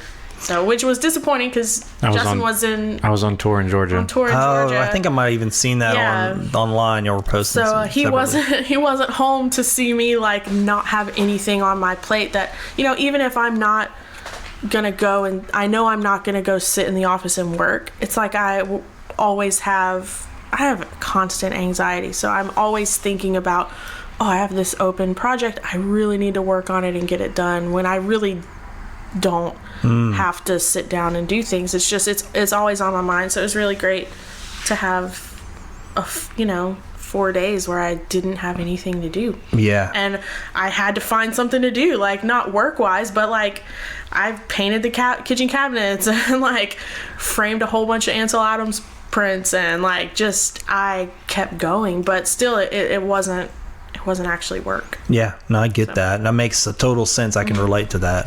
You feel the same way? Yeah, I've done both. So I've worked jobs where I did 4/12s and then was off for a few days, and that's fine. And then, now it's I don't work as much, but the gigs sometimes can be long, and I may have a bunch of them in 1 week. Yeah. Where I'm home a lot, but then when I'm gone, it almost kind of feels like the pressure of the work kind of gets tighter. Yeah. Whenever it's in a shorter period of time. Yeah. Like say for instance, I've got a session tomorrow with an artist who wants to come in and lay down 4 kind of acoustic songs, but we have to do them kind of lightning fast. Yeah. It's so it almost kind of feels like all the pressure that you would normally can expand over a 2-day session, you have to now condense into this short period of time. So I kind of don't know what I'm saying. No, I get what you're saying. What you're saying sounds a lot like, I don't know, I guess I'm in a weird predicament too, because we have office hours, so it's 8 to 5, but I don't work 8 to 5. I mean, I work 8 to 8 some days, 8 to 7, 8 to 6, 8 to 9, depending on what's going on. And then something that's interesting is you do photographs at events, and then you perform. A lot of times you're working when other people are off. That's it. Yes. So that's kind of what happens with me when I'm videoing events. I'm everybody's at the event, but I'm kind of working at the event. Yeah. So I'm not Exactly. experiencing the event. Yeah. I've kind of scaled that back, to be honest, because I did it for a decade or more, and I just got to where I was like, okay, I'm sort of living my life through this viewfinder, and I'm on the other side of things. But the weird thing that's happened for me is that now that I've decided to scale that back, I don't really want to go to any of that stuff. It's strange. I feel like I got burned out. I saw it, and now I'm like, I'm kind of tired of looking at it. Thanks for the horn. Yeah. I don't know. Well, I think maybe when you're at the event, you're like, well, and you're working. I wish I wasn't working. I wish I was here. You know. So, Right. Yeah. but if you're home, like, it's not necessarily an event that you may force yourself to get out and go to. But when you're there, you're like, I'm here. I would kind of wish I wasn't working. I mean, I'm like that. Yeah. Okay. Newsflash. This goes back to all that stuff I was talking about with evolution and biology and all that kind of stuff that I'm super into. So whenever you can look back in the lineage of where we come from, when you go back to like hunter-gatherer days and things like that, and even before, men were kind of designed to not have as much emotional attachment to their families as we do now. Okay? Because at the time, dad is going to leave and go for a week at a time to either go hunt or gather or whatever. And then as time gone on before the Industrial Revolution, when we're all farming, dad would go work 12 hours a day every day to keep the fields up. So our brains didn't create as much of an emotional bond with our children and with and it was more, things were more physical back then, I guess you could say. So newsflash to all my plant worker friends, that is something that I think we as modern men need to fight in ourselves, because there are a lot of things that some people will say men are all supposed to be like this, supposed to be this way, and that goes right back to if you're going to tell me to go left, I'm going to go right. And that one thing that I think we need to fight in ourselves is this thing that men get where it's like, show up early, stay late, I never see my kids because I'm constantly working because I'm trying to create this type of life or whatever. It's like, compromise on the type of life you want to have materialistically for the better life with your family and with your spouse and with your kids. I think that we as dudes, me and you specifically, we need to fight that in ourselves. Yeah. And I think that part of it is because part of what you saw in yourself there as a enlightened cat and a dude who wants to fix himself is you saw that in yourself of going like, I'm not having any community with these people that are all around me, having community within and of themselves. Yeah. I'm on the outside looking through this box that has a glass on the front of it, and this is how I'm interacting with people. Whenever you knew in your heart of hearts that you wanted to be in that mode, right? You didn't want to be like working 8 to 9. I do that all the time too, but it's like, what are you missing out on that 8 to 9? Yeah, that we as men, we need to. I think men need to evolve a little more. Yeah, no, I don't know if I'm rambling. Well, but. I know, I get what you're saying. I've said something in to people online and just in very other conversations. I said, there's this idea, and I guess I was kind of in that mode the last few days with Memorial Day. Because I see. Well, I'll give you an example. I see there's an encouragement for people to post things about Memorial Day if you have a business. Remember our troops, and I don't want to say that like belittling, because I'm going to really catch some shit for saying this kind of thing. Sure. But I get a little discouraged by that kind of stuff. Sometimes I see that stuff and it's like, especially Happy Memorial Day. I see that over and over on Memorial Day. Happy Memorial Day? And I'm like, happy effing Memorial Day? Yeah. Come on, Dude, man. no This is lie. not. This should never. There's something from the Tao Te Ching that stuck with me. I've talked about on this show. It's one of those lines that just like somebody took a hot brand and put it in your head, and it said, "A man goes into a battle as if he's entering a funeral." Oh man. And I was like, yes, my gosh, that just spoke to my heart, because I thought that's the way we should treat. As a man, that's the kind of man I want to be. I'd rather fight the battle of my heart, inside my heart, with myself, than ever be thrown out to some foreign land to die for nothing in some battle that doesn't ultimately do anything but harm the human race. I don't. Yeah. So no, not Happy Memorial Day, man. I'm never going to stick the freaking word happy in front of Memorial Day, because it gets into this weird place for me, because it's kind of an oxymoron, right? It is. It's such an oxymoron. And I go, it doesn't mean I don't feel for the people who have lost these soldiers. Doesn't mean that I don't see that sometimes this has been a sacrifice. But please don't just drape everything in the stars and stripes and put happy in front of it, because this is not a time to celebrate. This is not a party day, right? Not that, and people do say that, hey, remember why we're having this day, and I go, oh, I do, and I'm sad about it, and no, I don't always think that this is something that we should celebrate. I think we celebrate that too much in men war, you know, and machismo, and it's overdone. I think we can we not move past that and be another type of man? I don't know. That's stuff I think about. Yeah. I mean, I think you're moving on to a different type of man. I think the war that you know, like you face, I think it's more at home. It's like a war with yourself of getting rid of your own selfishness, things like that. You know, can I be a good dad when I have this mindset that I'm created for war and defense and all of these things? You know, how can I take how biology has designed me and use that to be a better man instead of having the can I work to eliminate the cause for the need of defense in the first place? Well, you know what I mean? Like, can I work to end the thing that I'm having to defend from? Like, if I have to be a man to defend my territory, my family, my people, if I'm prepping for that at all times, can I not just take that energy and work from the other end of it to just end the cause?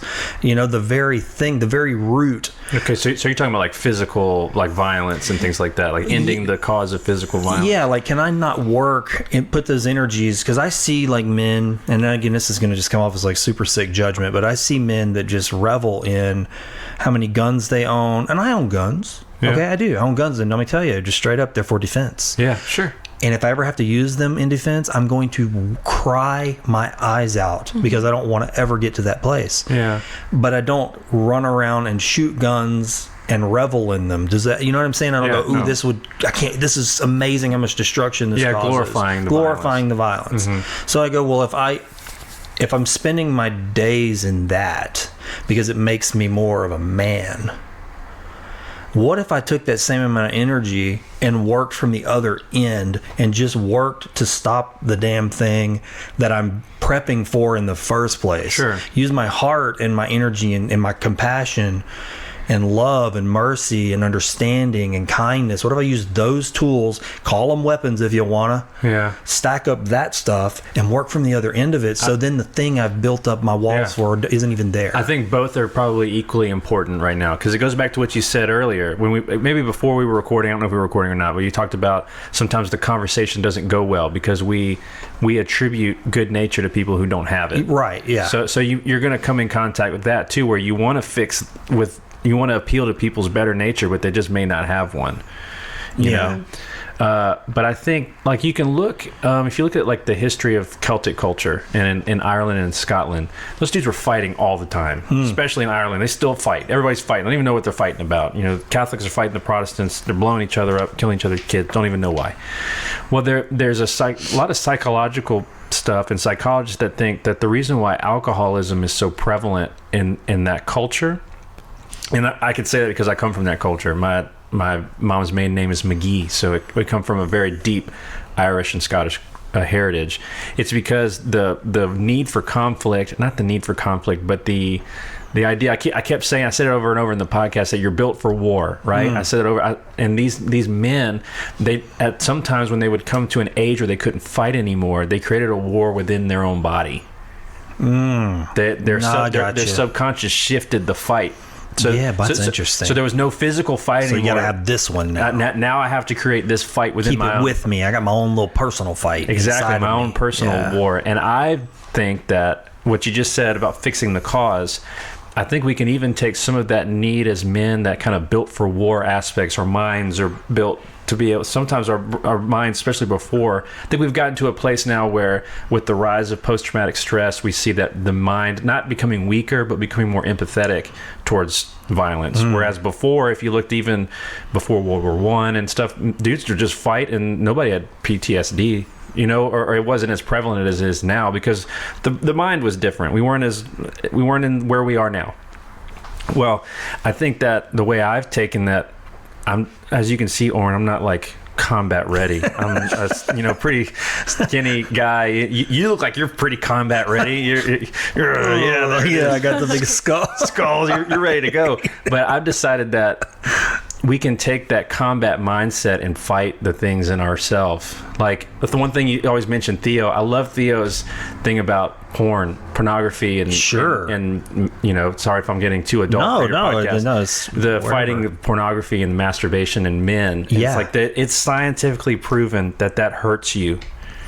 That he is a pioneer in that, man. You're right. I'm glad you brought that up because it's not something we do talk about in here, but I love him for that because I'm like, dude, it's one of my favorite parts of his when show. He gets into that, I'm like, nobody's being this honest about this. I know. If anything, they're being dishonest and saying, I mean, people are telling couples to watch that stuff together. It's like, no, it's bad for you, man. Let's fight that lustful heart of looking as people as objects, looking at women as objects, and treating ourselves as we are the greatest thing in the world is what you're doing in that moment. You're this voyeur, thinking that you're above everything else. Yeah, like, what did he say? He's like, you're giving all your love to that little screen, man. That's it, man. Just a little screen. And I was like, God, dude. Yeah, if anybody's listening to this and they don't know what we're talking about, take off your earmuffs and go listen to Theo Vaughn's podcast this past weekend, because really he is funny, but he gets into territory, especially I would say for men, young men too, who may be struggling with stuff. The guy's podcast is pretty incredible. You just give it a chance. And I think that we as men, if we would focus our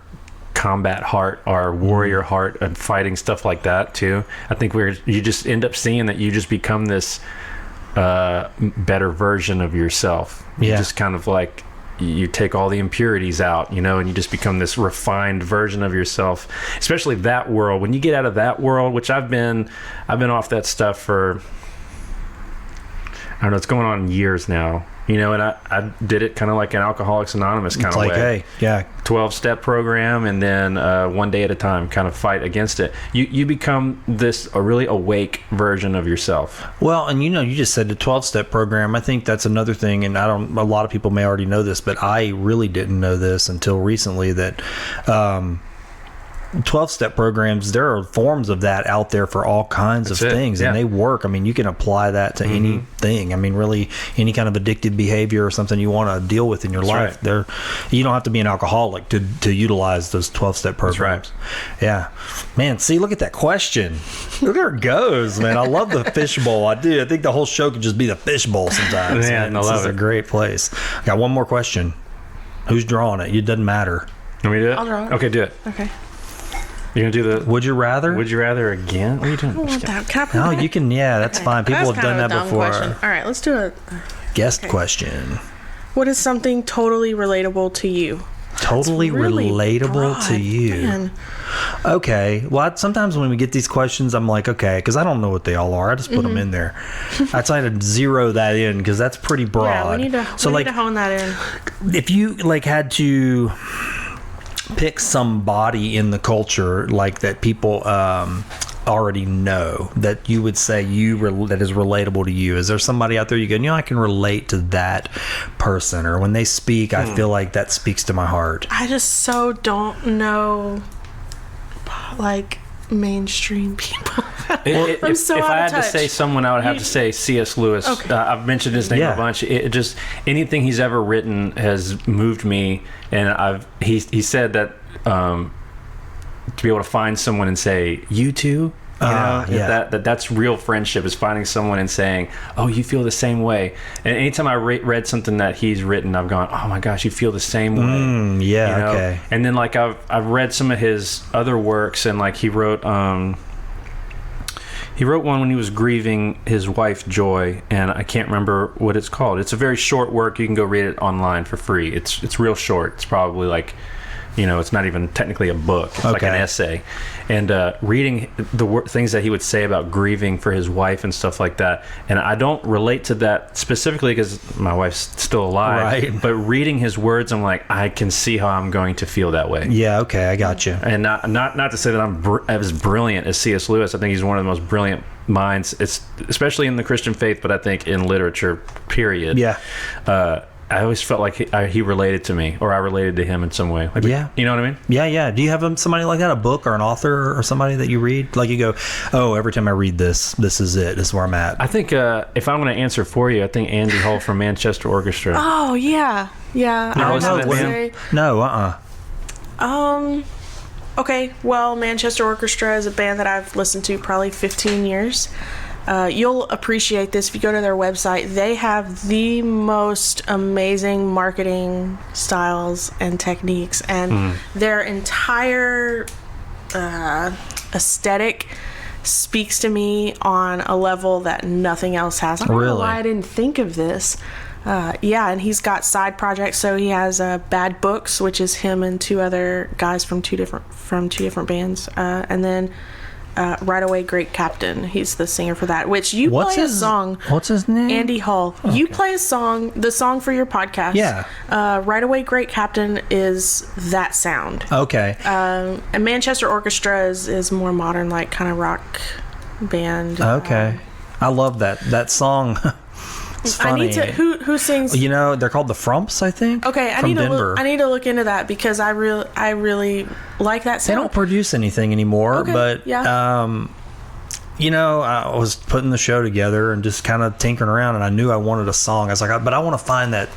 Yeah. I want to find a song that like means something to me, right? And man, I just listen to so much stuff, and I was like, I've heard this one, and I don't want to use something. Obviously, I can't afford to use something that everybody knows. And I was like, I just want something. I don't know. And I started thinking about special places, and so I was searching, and I was like, okay, Colorado songs, something like John Denver, because I really like John Denver. And I was like, okay.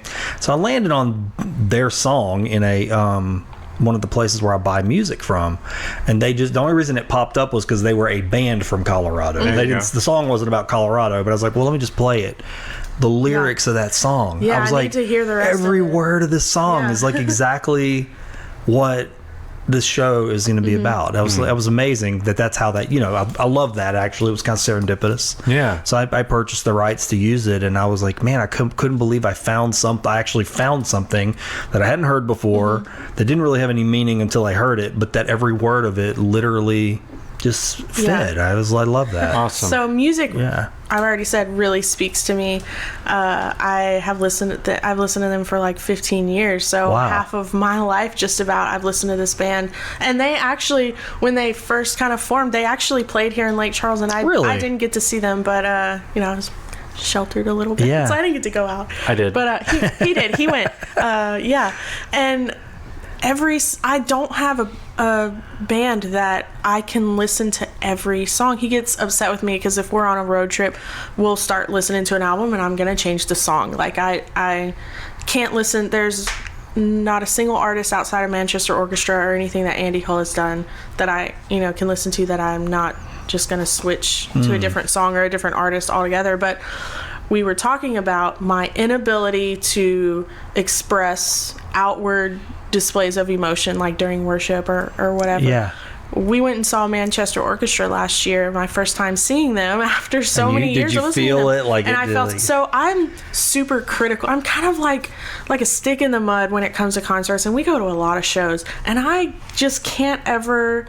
Like if someone's raising their hand singing at any kind of show or like getting emotional, I'm just kind of like, oh, it's super weird. Like I just do not get not your When deal. saw Manchester Orchestra, raising my hands. I don't even like clapping at the end of songs. Like I clap at the end of his, but like even that, I'm like, people are watching me clap. I don't know what it is about that, but there's got to be some kind of psychology going on with that. But yeah, I was super into it. I was raising my hands. I was crying when they played like the songs that I relate to the most, and it was just such an amazing experience to finally understand what most people feel when they go see when they go see a show or something like that. So that's a really you know me better than I know myself. That's really interesting. This question at first when you read it, I thought, well, this is a simple question, but it's like so broad.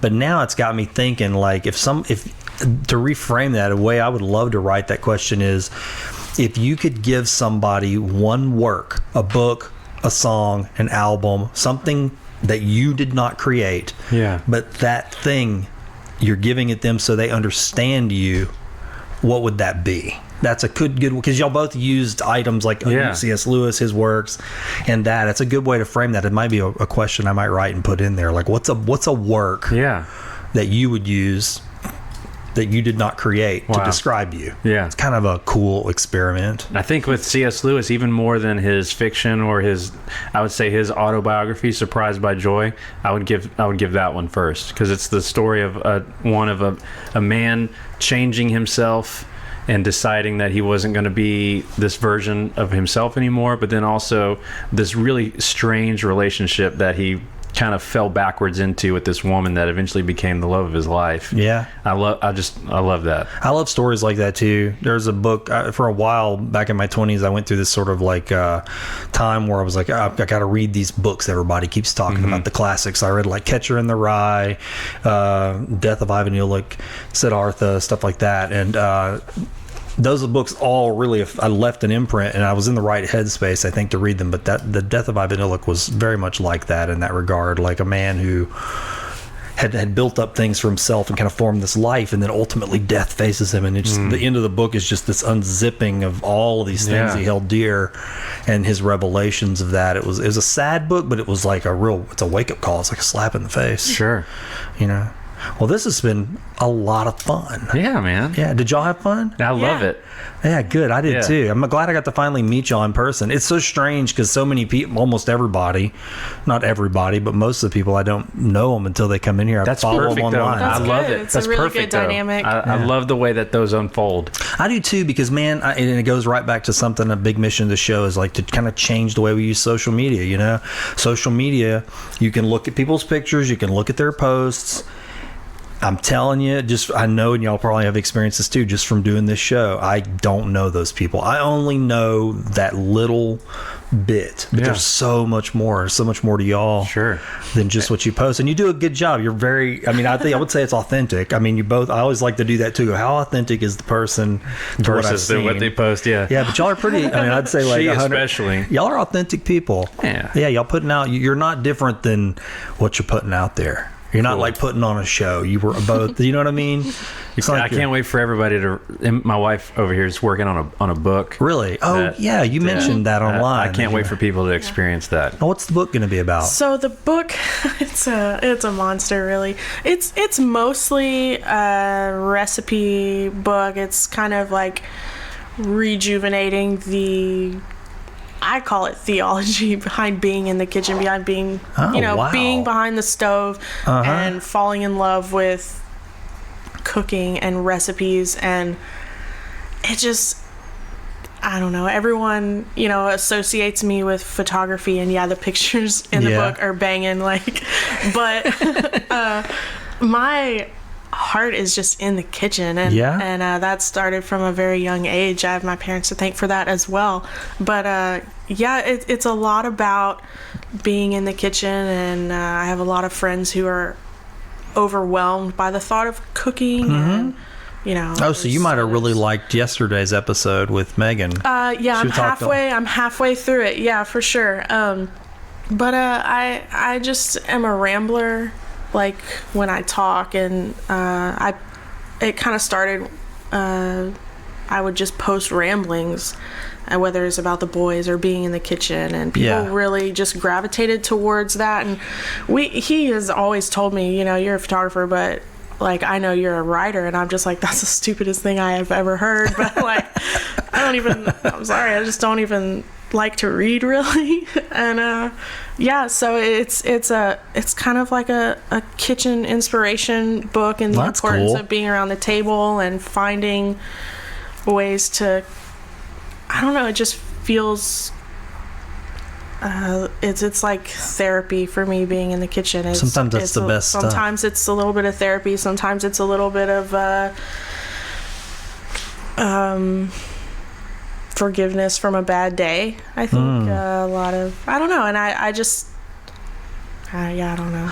No, I get it. There's all kinds. There's going to be all kind of stuff in there. So it's interesting how often the kitchen can be a place of a sacred space for a lot of things. Yeah. I mean, I know there's been many times in my life where I've experienced the kitchen differently depending on what was going on. Oh yeah, it's super interesting because like I cook gumbo like nobody's business. I think I'm a good gumbo cook, but I used to hate gumbo. But it's interesting now that like he cannot even be home with me all day and come home and eat a bowl of gumbo, and it's like he knows what kind of day I had based off of what you cooked, what the how gumbo, the gumbo tastes like. Yeah. Oh, wow. And so, you know, there's a little bit about that, and then there, you know, I'm gonna have probably a whole section to that trash pot that we talked about. Love that trash pot that's we found. my favorite thing. I have an entire recipe of trash pot etouffee based off of that. That's like, cool. Divine like finding of. I love of that, and that pot. object. Think about such a special object. I mean, that's a holy relic in our house. Yes. It really is. Did we talk about that, like the wok and all that, the breath of the wok? Just a little bit, and through commenting. Go dig into that. Man. I really need y'all. to. That's y'all's pot. I mean, like I when y'all started talking about that, I was like, this is exactly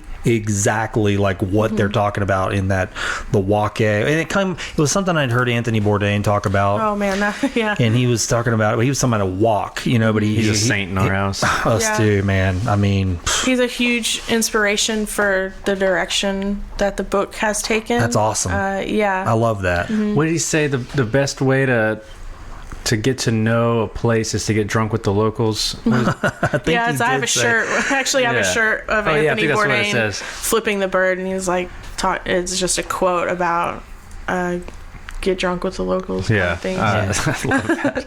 No traveler like him. I mean, just the way I felt like I actually got to experience the places he went to. And like, then no one else. He's so abrasive but eloquent, and I don't think, you know, it was so disappointing when I learned of his death, because it was like in that moment, you know, I've never met him, but we had talked about going to, because he travels and speaks, and that was like my biggest thing. Like, I wanted to go see Anthony Bourdain, which I guess I can relate somewhat, I guess, inspiration wise. Yeah. But, you know, he was so eloquent with how he spoke about the places and just the reverence he had for food, and his time being in the, you know, just being a fry cook in the kitchen is like, you know, all of those things. And then just to know that, like, there's no new words.